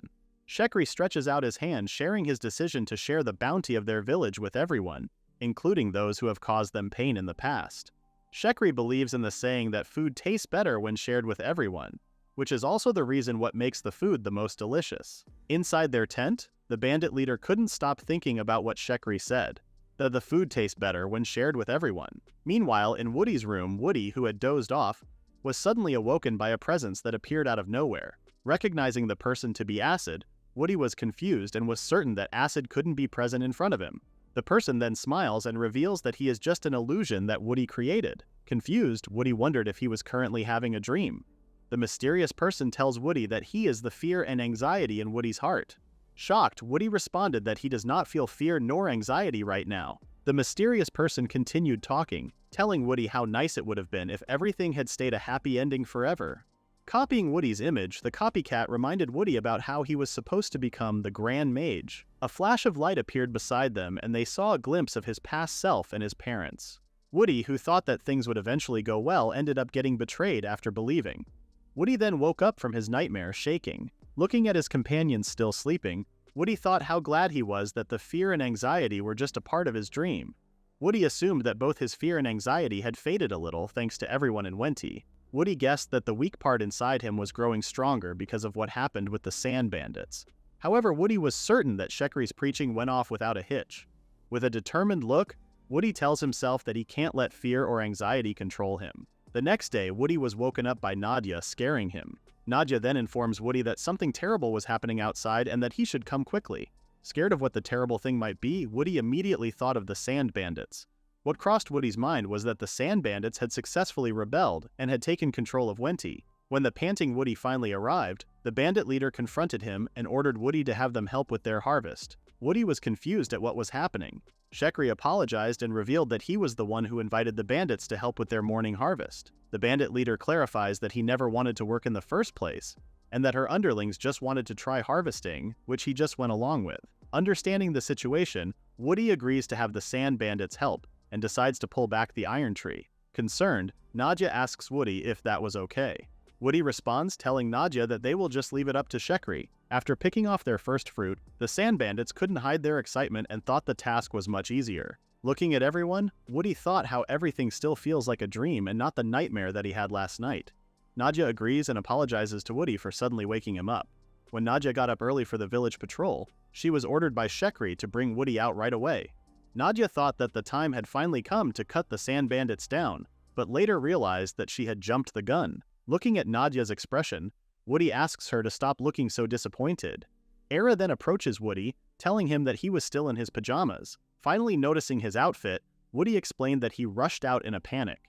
Era suggests that they head back home to change. After witnessing for themselves, Era tells Woody that it was now safe for them to think that there's nothing to worry about. Era suggests that after Woody changes his clothes, they would have breakfast with their unusual guests. Staring at the open gate, the bandit leader took a bite of the fruit that they had picked up and commented on how sweet it was. The other bandits then told their leader how they thought that their leader would just bolt off running with the harvested fruit. The bandit leader snarls and thinks of Nadia, which makes escaping impossible. The bandits then ask their boss if he really just wanted them to do the harvesting, and if he has decided to work in the village. The bandit leader becomes angry at the two, pointing out that what they had said is a huge leap in logic. The bandit leader clarifies that the harvest is just one part of protecting the village, which the underling agrees with. The bandit leader then notices the underling chomping down all of the fruits. When the underling noticed that his leader was staring at him, he tells his leader that they have to load up while they can. The underling's action made the bandit leader think that he was being too greedy. The bandit leader was shocked when the underling made him realize that once they leave the village, they would no longer be able to eat so many delicious foods. The underling also mentioned how he does not want to pass out from hunger over something stupid. Hearing those words, the bandit leader suddenly foresees their future that is full of hunger and death. The underling, along with the other bandits, sees their boss frozen and tries to get his attention. Hearing Shekri's words in his head, the bandit leader remembered Shekri's sermon about sharing one's good fortune with others in order to change their terrible future. The bandit leader then went inside their tent, which made the underling become nervous and ask the others if he had said something weird. The others thought that the fruit might be just too sweet, which made the bandit leader feel sick. However, the underling couldn't help but feel worried about his leader. Laying inside, the bandit leader continues to think about how his underlings were astonished to even see an apple tree, remembering his underlings' words, which were now wrapping around his head. The bandit leader felt annoyed as his head wouldn't shut up. After remembering all of his underlings' suggestions, the bandit leader thought that they'd already crossed the line. Remembering his underlings' words of loyalty, the bandit leader suddenly saw a vision of the other bandit's corpse, which was caused by his selfish decision. This frightened the bandit leader. Covering his face, he wonders why he is now suddenly seeing horrible visions. Realizing that he was full after eating so many fruits, the bandit leader wonders if he was now scared of leaving the village and going back to his bandit life. The young underling enters the tent, asking him if he is okay. The underling suggested to their boss that he drink some water. The underling points out that if they are indeed planning on running away, they need their boss in good shape. Hearing his underling mention how they've only become bandits because of him, the bandit leader remembers his past deeds, and what contributed to it was his thought that being a bandit is what they are. The bandit leader thought that if the day would come that they would die from starvation, he believes that it was because they reached the point that they have become weak. But it then lingered in the bandit leader's mind if he could really die with no regrets. After seeing his horrible visions, the bandit leader thought about how he does not want for it to happen to his underlings. Ira offers Nadia a tea, which Nadia immediately recognizes by the fragrance. Ira shared that she squeezed some peaches and made it into a peach tea. With more help coming from the sand bandits, Ira and the others were now able to harvest a lot more. With the bandit leader picking off the last fruit of the tree, he was surprised when the tree branches started rustling. What shocked the bandit leader more was that more fruits grew from the empty tree. Laughing, Shekri explained that new fruits grow every hour on the tree. If they don't keep picking the fruits, then they will keep piling up. Annoyed, the bandit leader took a bite of the fruit and was starting to get used to how sweet it is. Throwing the fruit to the underling, the bandit leader was starting to crave meat since they've only eaten fruits for a while. The underling laughs and tells the bandit leader that his complaint is quite luxurious. Hearing noises outside, the bandit leader asked the village chief about the commotion that was happening. When they were told that it was training, the young underling became shocked and immediately thought of harsh meditations, to which Shekri immediately corrected him. Woody shared with the sand bandits that the villagers are doing hunting training. Somewhere in the village, Fiona and the other young, talented villagers were practicing their magic and swordsmanship on logs. Hearing clapping behind them, the villagers turned and were surprised to see Woody and the others. Looking further back, the villagers immediately became frightened after seeing the bandits. Fiona was then asked to calm down, as she was then told by the others that they now are capable of fighting. Meanwhile, the underling pointed out to his boss that what they had witnessed was magic. Shekri explained to the bandits that what they saw was a gift. In the tree village, they performed the blessing ritual, which helped the four gain gifts and are undergoing special training. Adding more information to their fully loaded brains, the bandit leader commented on how Shekri continues to casually say something outrageous. Approaching the beaten logs, the underling realizes that the young villagers were using logs as a stand-in for an enemy. Nadia tells the underling that before one could hit a moving target, one must learn how to hit a stationary one first. Though the bandits understood the logic, they thought that the log wasn't taking much damage, which the other bandits also agreed with. Checking the log herself, Nadia immediately realized that the young villagers were hesitating in releasing their attacks, which resulted in a more shallow damaged log. Because of their hesitation, the four villagers are not able to show their true power and are simply grazing the surface instead of aiming for the vital points. The bandit leader then starts to tease and mock Fiona and the others, commenting on how they only amounted to so little despite having talents. When it comes to brute strength, the bandits claim that they are far more superior. Woody thought of an idea and handed a wooden sword to the bandit leader. Woody tells the bandit leader that he too should give it a try. Now receiving weapons, the bandits were beyond surprised. Nadia asks Woody if he was serious with his decision, to which Woody responds that he is. Woody mentions that what he handed over are just wooden swords, which pose no danger. What Woody wanted to see is the true strength of those who had survived the harsh environment of the desert. With the log in front of them, the bandit leader gave a signal which the others understood and attacked at the same time. With their synchronous attacks, the bandits were able to split the log into two. The young underling cheered, praising their boss for landing the final blow. Nadia then asked the underling if he plans on joining the action. The bandit leader interrupted them and told Nadia that the underling has his own role to play, to which the underling nervously responded that he is a lookout searching for prey. Picking up the broken log, Nadia praises the bandits for being able to hit Maruda's weak spot. Nadia also gave credit to the young villagers, as they made the log easy to crack after beating it multiple times. The young villagers were disappointed in themselves for not being able to locate the log's weak point. Others also realize that they would have to train much harder. Shekri praises the bandits and admits that he for one is a complete novice when it comes to actual combat. After seeing the bandits portray their combat skills, Shekri now understood how the bandits were able to survive in such a harsh desert. The bandit leader claimed that it was all because of his strength. However, Shekri corrects him and points out that it was because of their teamwork. The bandit became confused and asked Shekri about teamwork. Shekri explained what teamwork is, which the bandits performed perfectly. Shekri also shared his opinion towards the young villagers, pointing out that they still lack coordination. The young villagers, though disappointed, still accepted the reality. Seeing the young villagers bicker at each other and leave, the bandit leader asks when they would send the talented villagers out to hunt. Nadia responds that they would only let the young villagers out for a hunt when a smaller prey would appear, giving them some real combat experience. The bandit leader couldn't believe what he just heard. With the village heavily reliant on fruits, as it is also their main source of food, Woody voiced out how they too would love to get some monster meat for nutritional balance. Surprised, the bandit leader angrily told Woody that they can get the meat themselves. Woody shares with the bandit leader that both Nadia and Simurgh are the only ones doing the bare minimum of hunting for the village, which leads Woody to question himself if relying on them forever would be okay. Setting where they can protect themselves and take action on their initiative to obtain what was needed, Woody thought that they could fulfill those needs and would also give them confidence. Woody also hoped that the confidence they gain would lead to a richer, fuller heart. The bandits were left speechless after listening to Woody. Staring at the vast land of trees, Woody thought that compared to his past self, who received so many things from his father, he prefers who he is now, walking a path that he cultivated himself. Woody thought of wanting to tell his father that he has always been happy. The bandit leader approached Shekri and realized that what he had said was already being worked on by the villagers. With the fruits getting sweeter because there was nothing else to eat aside from them, the bandit leader changed his mind, as his cravings for meat made him want to hunt. Both Nadia and Ira whispered to each other, asking if they were imagining things. Overhearing them, the bandit leader got pissed and tried to explain himself. However, before the bandit leader could explain himself, the other bandits then voiced out their support, since they too wanted to eat meat. They then pointed out that hunting suited them better than harvesting.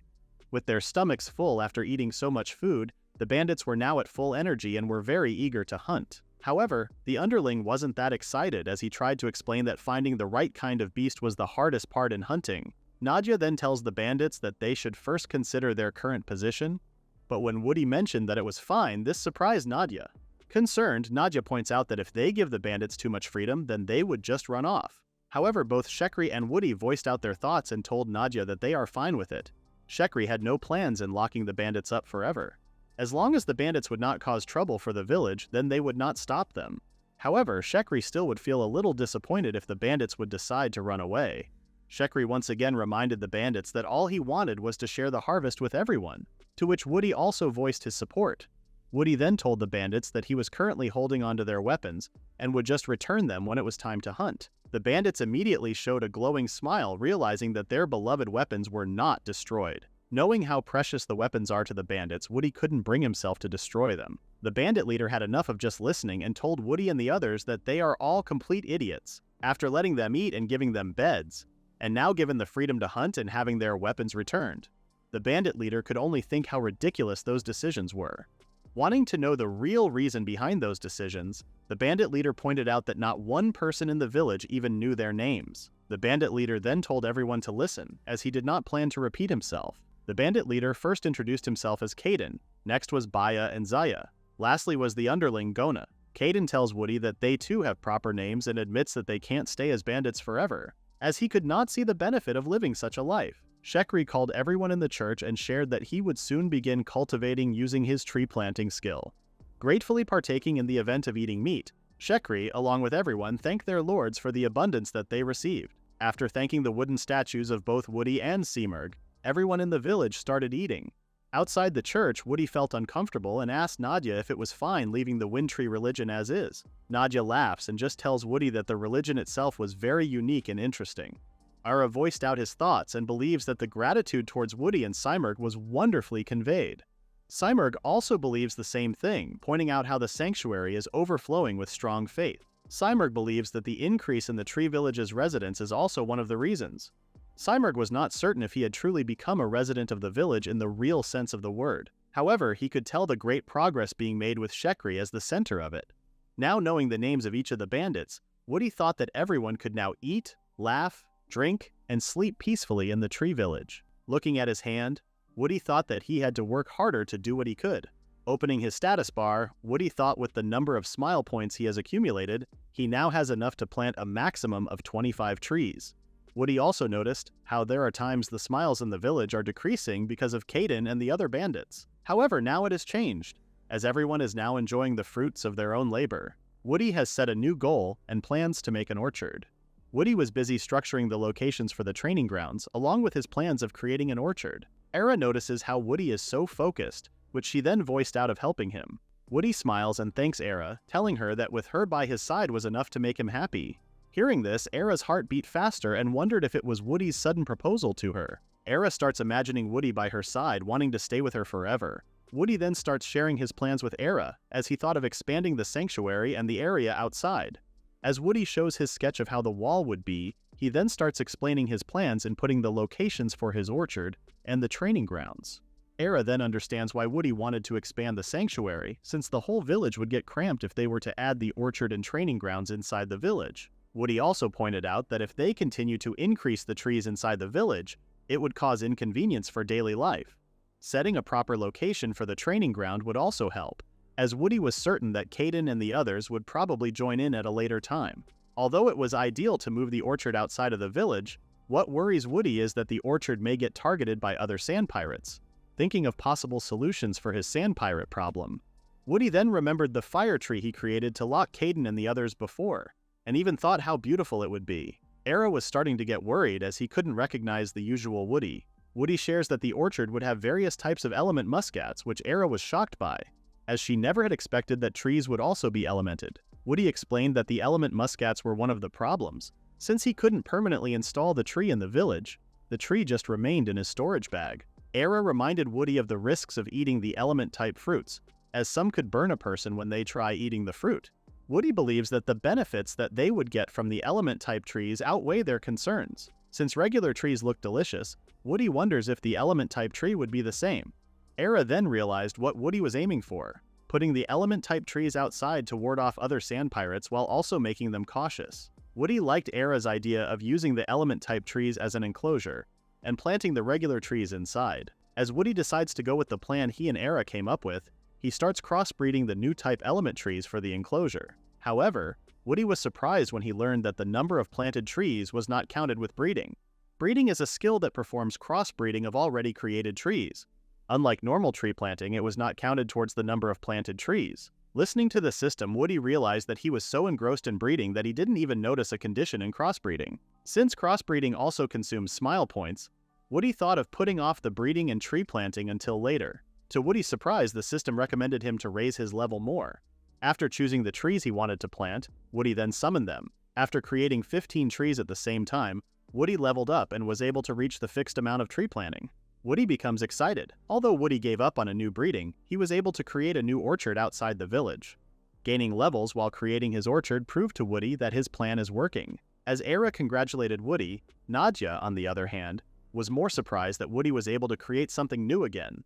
Laughing, Woody tells Nadia to watch as he shows his new skill. Hearing a rumbling sound behind, Nadia was shocked when mountains of fruits came rushing towards them. It was Woody's new skill called Automatic Harvest, allowing Woody to automatically harvest the fruits.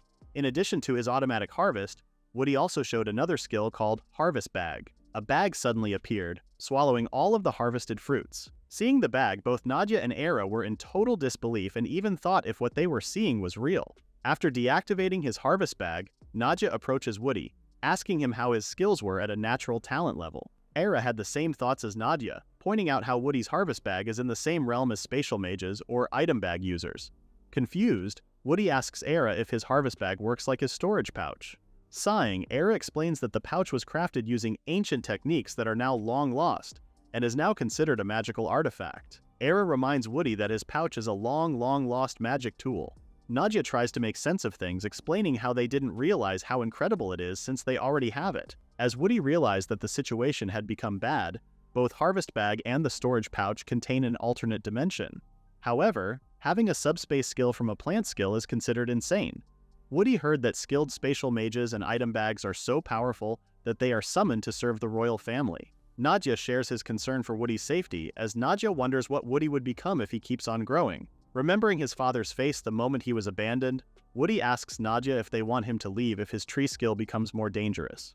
Patting Woody's head, Nadja clarifies that she does not see Woody's talent as useless, just like how Woody does not see Nadja for her talent alone. As Nadja mentions how Woody saw the real her, Nadja becomes embarrassed and starts turning red. Nadja reassures Woody that she would stay by his side regardless if his skill evolves and transforms Woody into a demon who plants trees to conquer the world. Hearing Nadja, Ira pointed out that if that scenario were to come true, then they would become the bad guys. Knowing that he has the support of his most trusted friends, Woody thanks both Nadja and Ira. Alone and washing his feet, Woody realized that his bad habits showed again, the trauma he received after his father abandoned him. Woody tells himself to forget the unnecessary stuff and that he should just focus on his skills right now. Woody's auto-harvest uses 10 points to activate, but it makes harvesting much easier. For his other skill, Harvest Bag, it holds more storage than his storage pouch and costs 0 points, which Woody finds very convenient. Woody wonders what kind of skill or tree he would be able to plant next. Thinking of a tree that could end the world, Woody laughingly asks himself if such a tree even existed. However, the whimsical seedling did not respond to Woody. Ira was approached by Fiona, telling her that it was now time. Ira reminded Fiona that failure was not an option for their plan. The clock turned back to the day before, where the village found a problem. After seeing Woody's auto-harvest, Ira realized that they just had too many fruits. Ira wonders when they will be able to eat all of those fruits. Ira was just completely stunned after watching Woody's skill, thinking about when they would be able to eat all of the accumulated fruits. An idea comes to Ira, and with Fiona's amazing talent, she asks Fiona if she wants to use her power for the good of the village. With Fiona responding quite uncertainly, Ira then asks for Fiona's help in saving the fruits. Meg and Dan, along with the other talented young villagers, were doing their best to subdue the boar they were hunting. Trying to cast the final blow, the young villager uses his magic but unfortunately fails as his attack only made the boar angrier. Both Meg and Dan tried to follow up on the attack, but their kick and sword didn't do any serious harm, which also led the boar to run away. Meg tries to catch up to the boar, but Caden decides to join in the hunt and takes care of the boar. With the boar finally dead, Caden asks the three if they are fine. Dan responded but felt hesitant in talking to Caden. Dan had to look at the others to confirm if he had to respond. When Caden received thanks, he then received praise from the other sand bandits and also from Nadja. Nadja informs Meg and Dan that sand boars have rock-hard heads and that they just need a bit more push. Nadja also praised Caden for his solid support. For their first real battle as a group, Nadja overall praised the talented villagers for a job well done. After taking the boar down, Meg and the others suggested that they go back to the village while there's still daylight. The sand bandits were also excited to have a meat festival. Both Meg and Dan were totally exhausted and were glad that they could finally go home.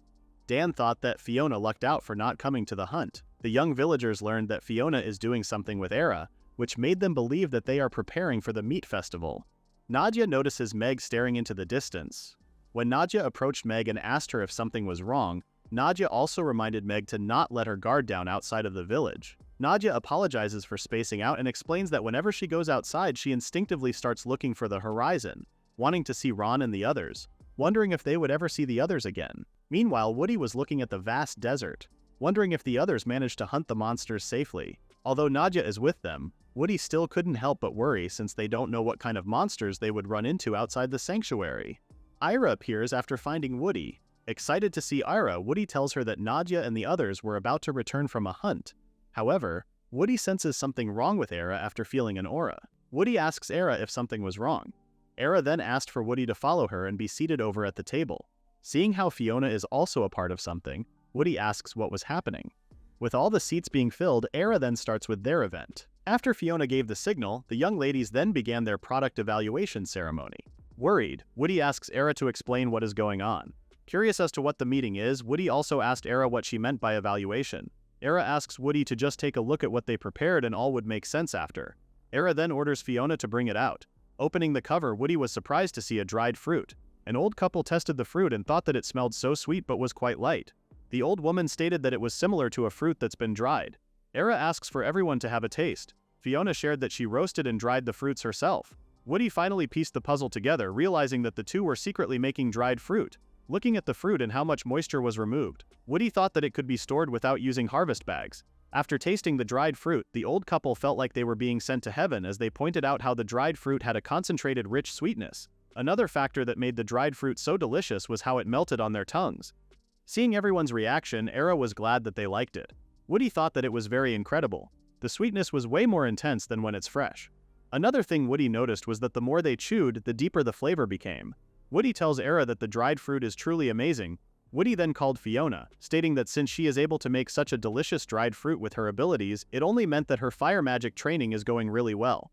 Fiona thanked Woody and shared that she still can't create strong flames but realized during her training that low heat was perfect for drying fruit. What really made it difficult for Fiona was keeping the heat steady. Woody claps as he thinks that Fiona is practically glowing from all that effort.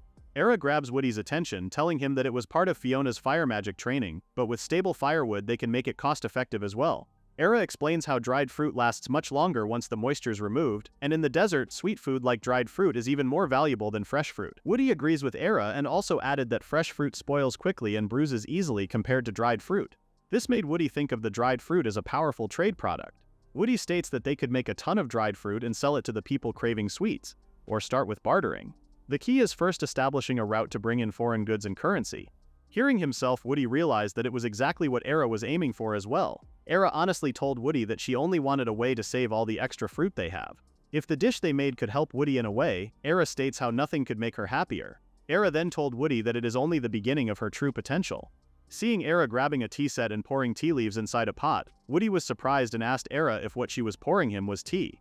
However, Woody instantly noticed the scent, pointing out how it was sweet and a little tangy. Era explains that what she made is fruit tea, made by mixing crushed dried fruit into tea leaves. Smelling the scent of the fruit tea, the old man comments how it is amazing. The old woman stated how it is different from the fruit itself and it has such a soothing aroma. Upon tasting the tea, Woody was surprised as it didn't taste as sweet as it smells. The old woman mentions that the taste is faint, but it really just brings out the tea.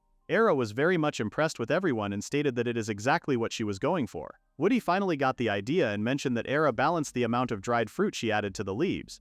Era shakes her finger, telling Woody too bad, as no matter how he tries to downplay it, their fruit's sweetness can't be tamed that easily. As everyone noticed earlier, Era states that each piece of dried fruit has a sweetness like sugar. Era tried different amounts, but she didn't want the fruit to steal the spotlight. Era wanted something that would gently enrich meals and daily life, just like a flower blooming quietly beneath the great tree that is Woody. After Era mentioned it, Woody notices how it really does feel that way. Woody states that even if they're just flowers, it would feel lonely without them nearby. The flowers watch over them gently from the ground beneath their feet. Woody told Era that her tea is very much like her, which he loves. Hearing such praise from Woody, Era tells Fiona that she will be handing the rest. Looking at Era, Fiona becomes worried after seeing what looked like her soul leaving her body. With Era no longer moving, Fiona tells Woody that Era is broken. Nervous, Woody asks himself if the comparison was too much. Fiona informs Woody that Era rinsed the dried fruit in water many times to carefully adjust the sweetness for the tea. Woody was shocked to hear that Era washed the dried fruit, stating that such a technique never occurred to him. Fiona thinks that Era was really happy to be complimented on her tea. Shikri's kids then inform everyone that the warriors of the village have returned in triumph. Everyone in the village sang and danced, celebrating the feast with meat. Kadeen was shocked when he saw Shikri crying all of a sudden, asking him what was wrong. Baya and Zaya also joined in the festivities and praised the meat for being ridiculously good. Shekri explains that his tears aren't from just what they've achieved. Shekri clarified that the meat came from teamwork between their village and Caden's group, the X-Bandits. For Shekri, what the two groups captured is something he considers a legendary grade of meat. Naja laughs, telling Shekri that calling the meat they obtained legendary might be pushing it. Naja then suggests that starting tomorrow they will go hunting every other day. Jealous, a young villager expresses how she wanted to join hunting next time.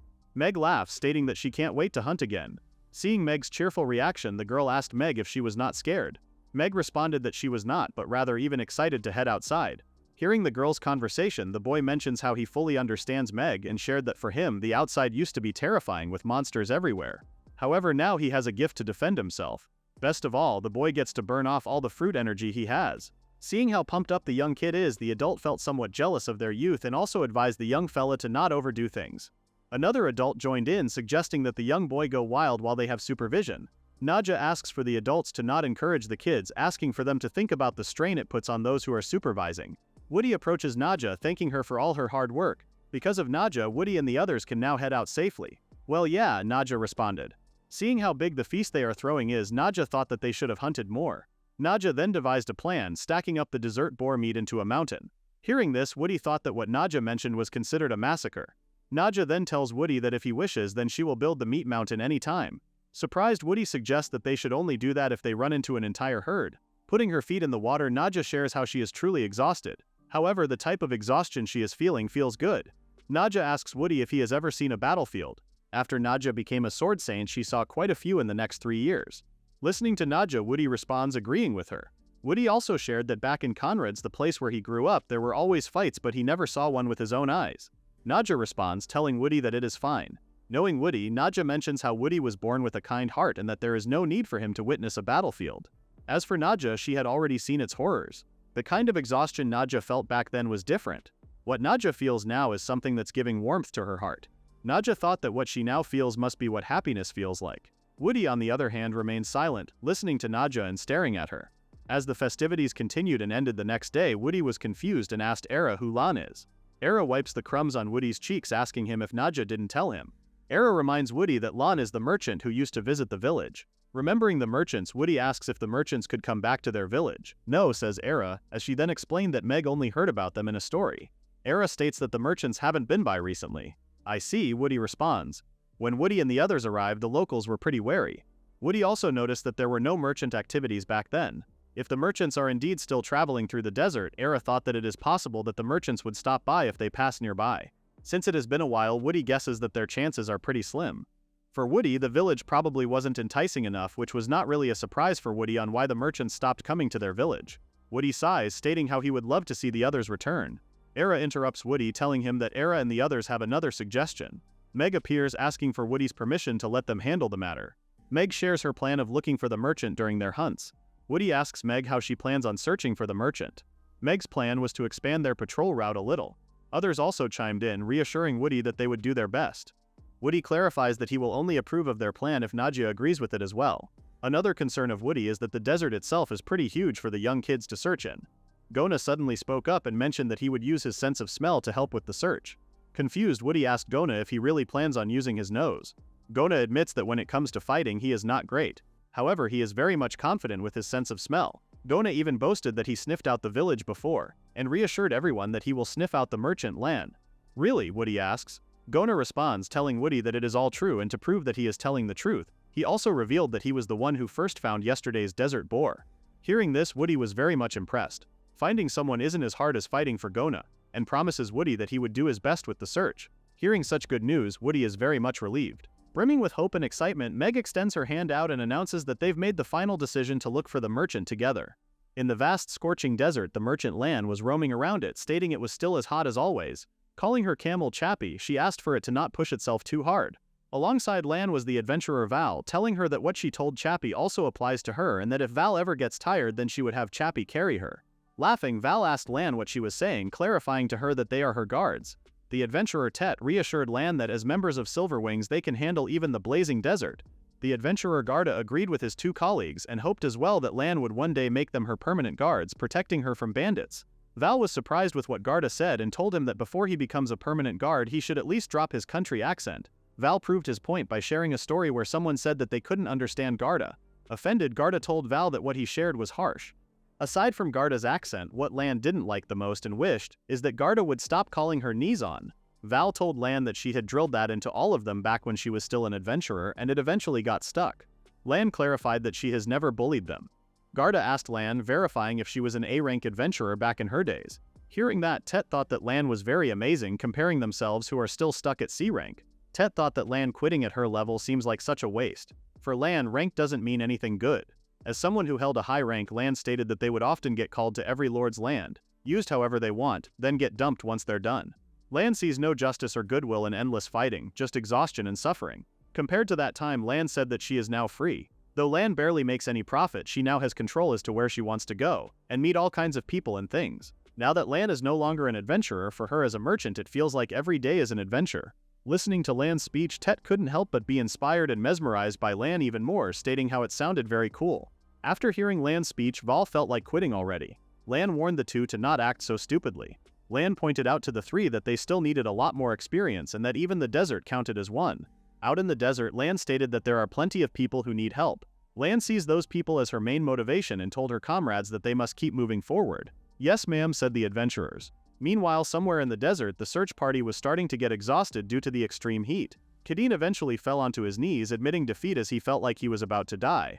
However, it was not the case for some. Neja encouraged Kadeen to keep on going, reminding him that they had just taken a break a moment ago. Seeing how pitiful Kadeen looked, Meg started teasing his stamina. One of the twins offered to carry Caden on his back. However, this only angered Caden even more, not wanting to embarrass himself. Caden's rage shifted towards Gona, ordering him to hasten up and tracking down the merchant. Shocked, Gona responded that it is easier said than done and mentioned that he still can't pick up any trace as of the moment. Looking at how Gona used his nose to sniff, the young kids confirmed that their task wouldn't be easy. Dan suggested to Naja to just call it a day, pointing out how Caden looked very exhausted and that they still had to hunt on their way back. However, Naja refused to do so, and told Dan that it wouldn't count as training. Naja then mentioned that leveling up always works hand in hand with death. Caden was shocked and told Naja that it was easy for her to say, pointing it out to Naja that they are merely normal people and that normal people die. Naja ended up ignoring Caden while he continued to rant. The boy then approached Gona, asking him to stop and to not overdo it. He then told Gona that the merchant isn't nearby. However, Gona felt bad and didn't want to leave things as they are after coming so far already. Wanting to search a little farther, Gona decided to go on ahead and scout. Gona then told the boy that he will go look around a bit more. Gona's action surprised the kids, telling him that it is dangerous to go off alone. Worried for Gona's safety, both Naja and Kadeen also followed him, asking for him to wait. When Gona finally got caught, he used the remaining strength he had to sniff the surrounding area. After opening his eyes, Gona finally tracked down the merchant, Lan. Meanwhile, Lan's group noticed a silhouette from afar and assumed that those were bandits, which they then armed themselves up with.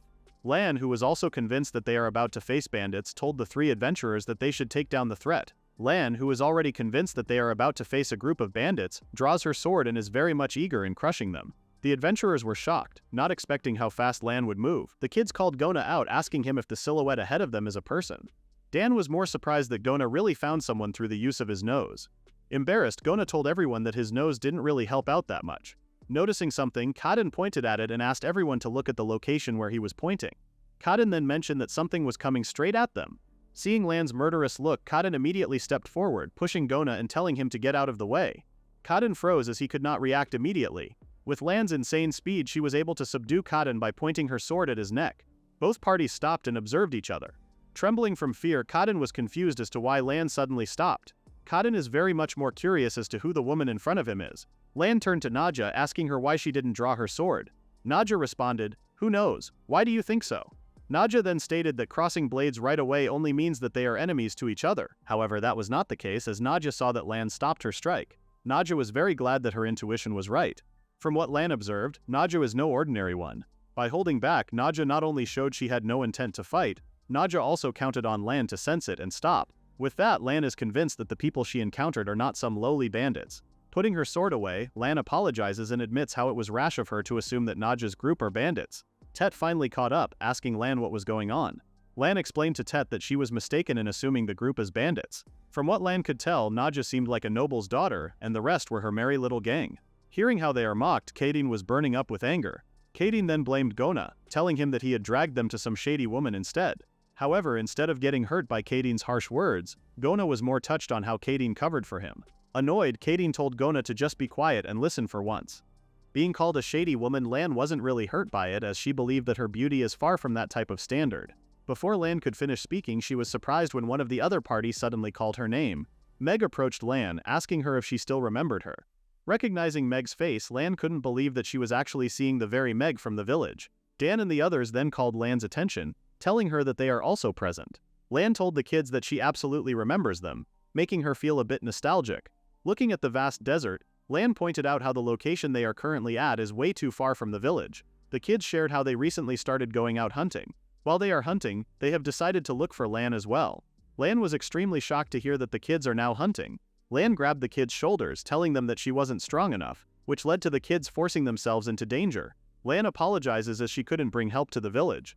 Lan returned to the village along with the others. To her surprise, Lan never expected that Meg would gain Suyo. Meg responded that it was not just her but all four of them. Thanks to the power of Suyo, they now can fight. Lan was starting to get dizzy, struggling in following the conversation. Summarizing what she had understood, Lan learned that the village is nothing like it used to be.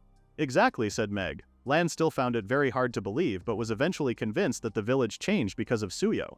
Ted asked everyone, confirming if the information she knows is correct about Suyo only belonging to the nobles. With things starting to get complicated, the kid decided to pass the more detailed explanation to their lord. Hearing this, Lan's eyes turned serious, learning that the village now has a lord that helped in changing it. Lan stated how she is now personally curious and would love to meet Woody face to face. However, after hearing all the stories, Lan thought that the village no longer needed her help. And with that, Lan decided to go and find someone else who does. The kids were shocked, asking for Lan to wait for a second. Nadja approached Lan, also asking for her to wait. After confirming Lan's identity, Nadja admitted that the tree village is much better off than before. Nadja also mentioned that nobody is wandering on the brink of life and death. Still, Nadja needed Lan's strength. Seeing how determined Nadja's eyes are, Lan guessed that there is something specific they wanted to get their hands on. Nadja responded, clarifying that it's not that they do not have needs, but that it was not the point. Lan was shocked when Nadja mentioned that what they wanted was trade. Nadja told Lan how their lord wishes to share the tree village's bounty with the desert people, bringing prosperity across the desert. Lan laughed as she told Nadja that what she said is a big claim, to spread prosperity across the entire desert. What Lan found more laughable is that profit isn't the reason but rather just to make the desert rich. When Lan commented, "How sweet," Nadja made it clear that their lord is serious and that Lan may have just misunderstood. Lan also explained that what she meant is that what they are trying to achieve is a sweet dream and that she happens to love sweet dreams. Giggling, Tet had expected that Lan would say such a thing. Lan stated how people laugh at her for being naive all the time. Lan mentioned that if others scoff at their dream, that only means that it's big enough. Which means, said Nadja. Lan then announced that they are going right now, ordering the adventurers to move out.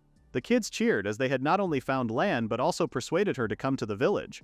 On their way back, Lan realized that she never knew Nadja's name and asked for it. Pointing out how Nadja looked a lot like a noble, Lan wondered who Nadja truly is. Nadja responded that as of now she is just called Nadja.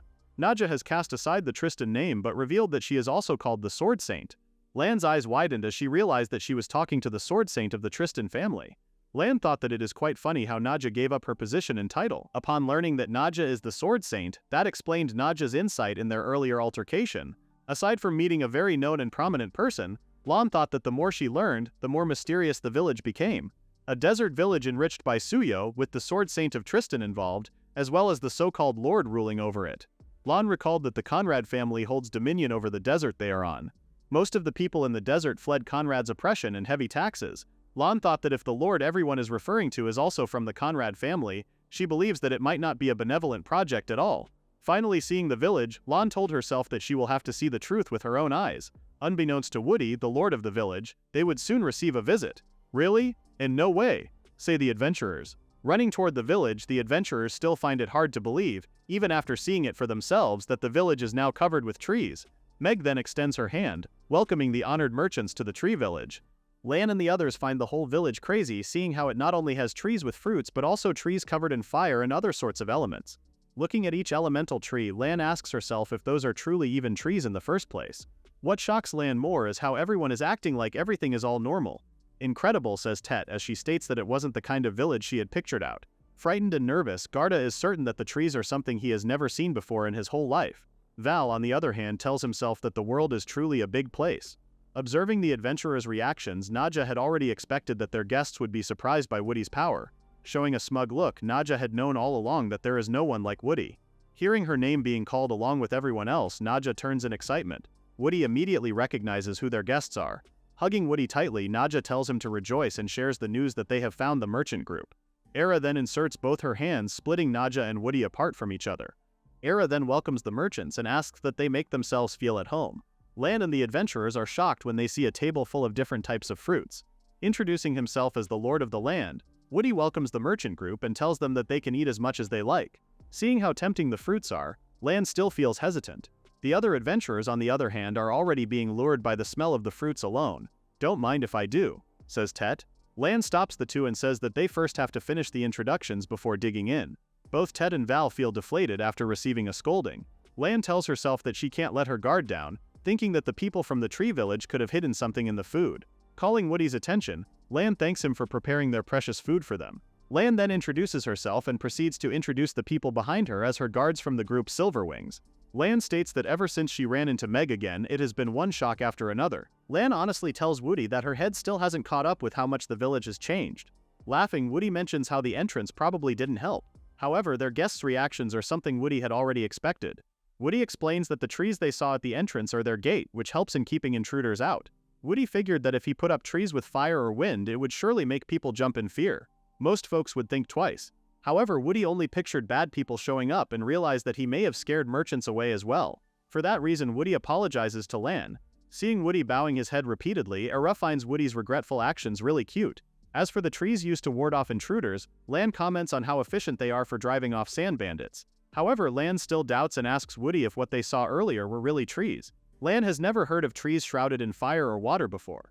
Nadja explains that those trees are called element trees, special trees that Woody made with his suyo. Basically magic trees, says Era. Both Lan and Val are shocked, asking if Woody can truly do that, and also realizing that suyo truly runs deep. Picking up a fruit, Lan asks if the fruits in front of them are thanks to suyo. Era reassures them that the fruits are truly incredible. Nadja even suggests that they bite right through the skin, as she believes that it is the best way of eating it. Tet then whispers to Lan that she need not be wary, as she will test the food for her first. Hold on, Tet, says Lan. After swallowing the fruit, Tet's face shows a pained expression which frightens Lan. However, to Lan's surprise, Tet's expression changes as she now looks like someone who is extremely satisfied. This shocks Lan, calling out Tet's name. With Tet already passed out, Lan keeps calling her name, asking her to stay awake. Nervous after seeing what happened to Tet, both Garda and Val still take a bite of the fruit. Seeing their actions, Lan becomes angry and asks the two why they still ate it. Both Val and Garda also show a pained expression before passing out, lying on the floor. Confused, Lan wonders what is going on. Seeing how Tet is barely moving, Lan is shocked and asks Tet if she is trying to tell them something. However, Tet remains unconscious, muttering words that can't be understood. Huh, says Lan. Meanwhile, both Val and Garda now look very drunk, stating that it feels like it was the first time they tasted fruit as a kid. Surprised, Lan thinks that this is not how things should have gone. Lan becomes frightened seeing how the adventurers' guards went down in an instant. Lan immediately assumes that it was a cursed fruit and convinces herself that Woody and the others have laced the fruit with something. Calling Lan's attention, Woody asks her if she wants to have one as well. Eek, Lan mutters as she becomes frightened by the sight of the fruit alone. Holding Lan's shoulders, Nadja tells Lan to be careful. Lan is shocked at how strong Nadja is after noticing that she can no longer move. Era then picks up a piece and tells Lan to open wide. Forced to taste the fruit, Lan is overwhelmed with fear. However, the moment she eats the fruit, she immediately realizes that it is truly delicious and that it made her hallucinate. Lan's camel is surprised after witnessing how its master and her guards are now unconscious. Feeling its behind being poked, the camel becomes alarmed. Turning around, the camel is greeted by Shekri's kids, offering it fruits as well. Enticed, the camel immediately takes a bite. Lan and her group pass out through the whole night. When morning comes, Lan finally wakes up and is shocked to see that the sun is now up. Opening the window, Lan calls for Woody, asking him if he had put something inside the fruits. Surprised, Woody responds that he did no such thing. Seeing Woody's innocent expression confuses Lan. From what Lan can tell from Woody's expression is that Woody genuinely looks worried that the fruit didn't suit their taste. The rest of Lan's group finally wake up and even feel refreshed, which amazes them. Garda also agrees as he mentions that the fruit was so good that he felt completely satisfied. Val also comments on how the fruit really hit the spot on his tired body. Seeing the adventurer's reactions confuses Lan. Woody asks Lan if the fruit yesterday was not to her liking. Lan responds that the fruit was very delicious. Lan then becomes honest with Woody, revealing how she was suspicious of him. Lan then mentions the state of the village and the fruit's flavor, which were all hard to believe. Lan reveals that she was once an adventurer and is now a merchant. After traveling to all sorts of places, Lan has met all kinds of people and wares. Some were nasty and some were downright evil. Most of those wore the names of noble houses. Lan then points out that the desert belonged to House Conrad, which was the reason why Lan kept her guard up about his intentions.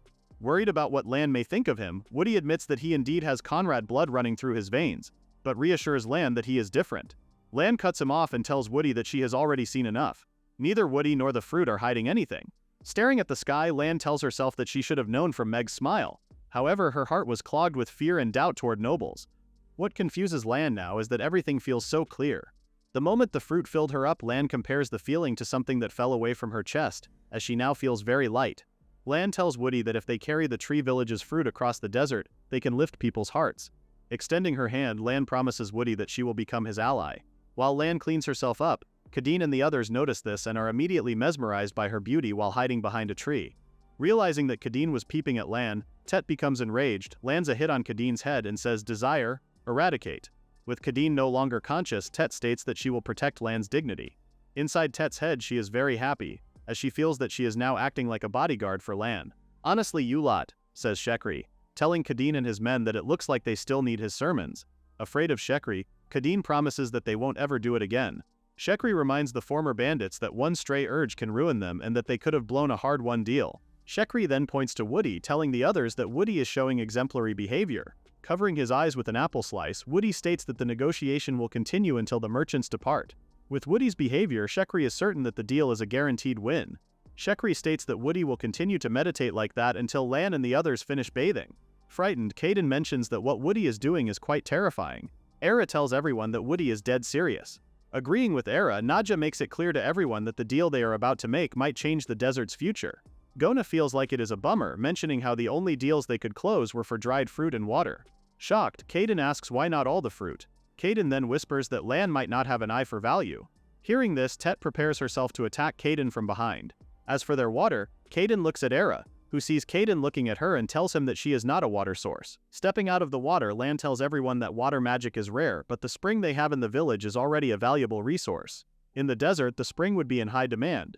Lan also mentions that the dried fruit is perfect for trade as well.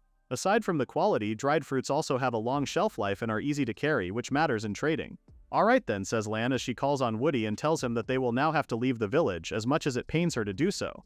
Lan then thanks Woody for the good trade. Lan mentions that there are newer refugee settlements not far from the village. Lan decides to go around them next and deliver what Woody has entrusted to everyone. Once that is done, Lan asks that they meet again. The two parties leave, waving goodbyes to each other. Seeing their new allies leave, Woody mentions how it feels strange. For Woody, it feels to him like watching the fruit they raised leave the nest. Nadja is both shocked and alarmed, as she visualizes the fruits having both hands and legs. Shekri asks Woody if they are really okay with it. Confused, Woody responds, "Yeah?" Shekri mentions that although the deal closed, the deal they made was pretty much almost profitless. Avoiding eye contact, Woody responds, "Ugh, yeah." Shekri states that no one in the village objects to Woody's decision, but he still wonders if the deal they made was really okay. Both Era and Nadja come to Woody's defense, stating that since it was their first deal, they had an intro discount. Shekri then states that even their wind tree scripture preaches sharing bounty. However, business is totally different, pointing out how earning proper profit also stabilizes prices. Listening to Shekri, Woody realizes that he may have gotten talked into selling too cheaply. Shocked, Shekri feels bad for Woody. Woody explains that he thought it through as best as he could. As for the market prices or other villages' status, Woody mentions that only Lan is his source. At the moment, Woody is left with no other choice but to take her word for it. Fair point, says Shekri. Woody reassures Shekri that all will be fine. Despite being a merchant, Woody mentions how Lan is different, as she is the type to put people first. Another thing Woody doesn't mind is earning the profit at a later time. Woody also points out that the other villages aren't in good shape. Agreeing with Woody, Nadja states that even if they sell, buyers still lack money and supplies. Era also agrees and mentions that most of the people outside of the village are refugees. Woody tells Shekri that profits won't come right away, but if they jumpstart the flow and other villages improve, they can hunt as well and make it a win-win trade. In short, what Woody did was also an investment. I see, says Shekri, as he finally understands and states that they will grow the trade and wait for the harvest. Curious, Era wonders where the other villages are. Nadja asks Shekri if he has any information about it. Shekri responds, telling Nadja that he honestly has no idea. Shekri mentions how the tree village has had its hands full until now. Any links likely went through the merchant, Lan. From what Lan mentioned, the villages are relatively new, which means that more refugees must have settled and built them out there. Hearing this, Woody can't help but show a worried look. Seeing Woody's expression, Era also feels worried for Woody and calls his name. A few days after Lan's departure, Caden asks Gona if he thinks he can catch a merchant's scent soon. Shocked, Gona responds that he does not smell anything new yet. Gona then reveals to his boss that he has never once found a merchant by scent. Shocked, the news enrages Caden, who asks Gona if the good nose he keeps boasting about was a lie. Scared, Gona tells Caden that it wasn't a lie, but that he was actually told by Lan that what Gona had was an adventurer's trick. Gona mentions a similar example, like covering oneself in sand or using natural scents to hide one's smell. Caden understands what Gona is trying to say and states that they have no other option but to wait for them to show up. Oozing with a menacing aura, Woody, who was hiding behind a tree, tells Caden that waiting isn't their only option. Both Caden and Gona are shocked and tell Woody not to pop out of nowhere, as it truly scared them. Seeing how Woody is near a fire, Caden asks Woody if he isn't boiling in the heat. Woody responds and tells Caden that he is unaffected and that there's no need for them to worry. Gona wonders and asks Woody why he is in the element tree grove. Woody reveals the truth and tells the two that he was in the back creating a new element fruit. Woody believes that if they increase rare fruit varieties, unlike normal ones, it could change trade and daily life. Woody also mentions that they can't know what traits they'll have until they make them, which is why Woody has been testing out of sight like this.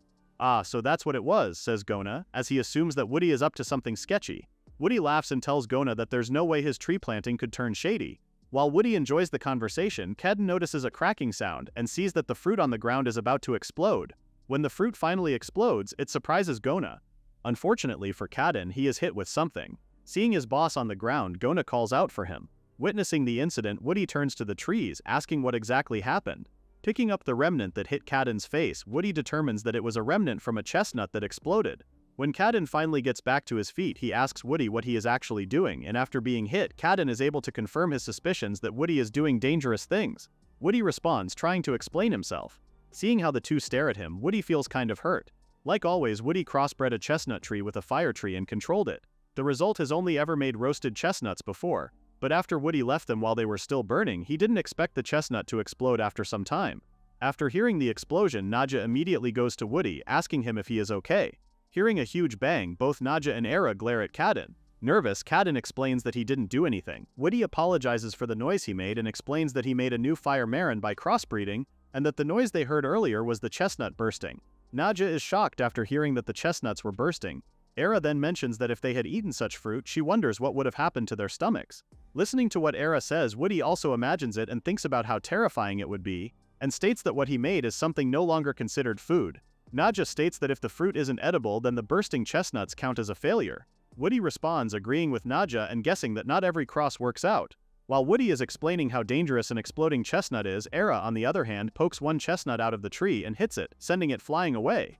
This act surprises Nadja, Woody, and even Kadin and Gona. As the chestnut Era hit explodes, she suggests that they aim for a weaponized fruit nation with the use of the chestnuts.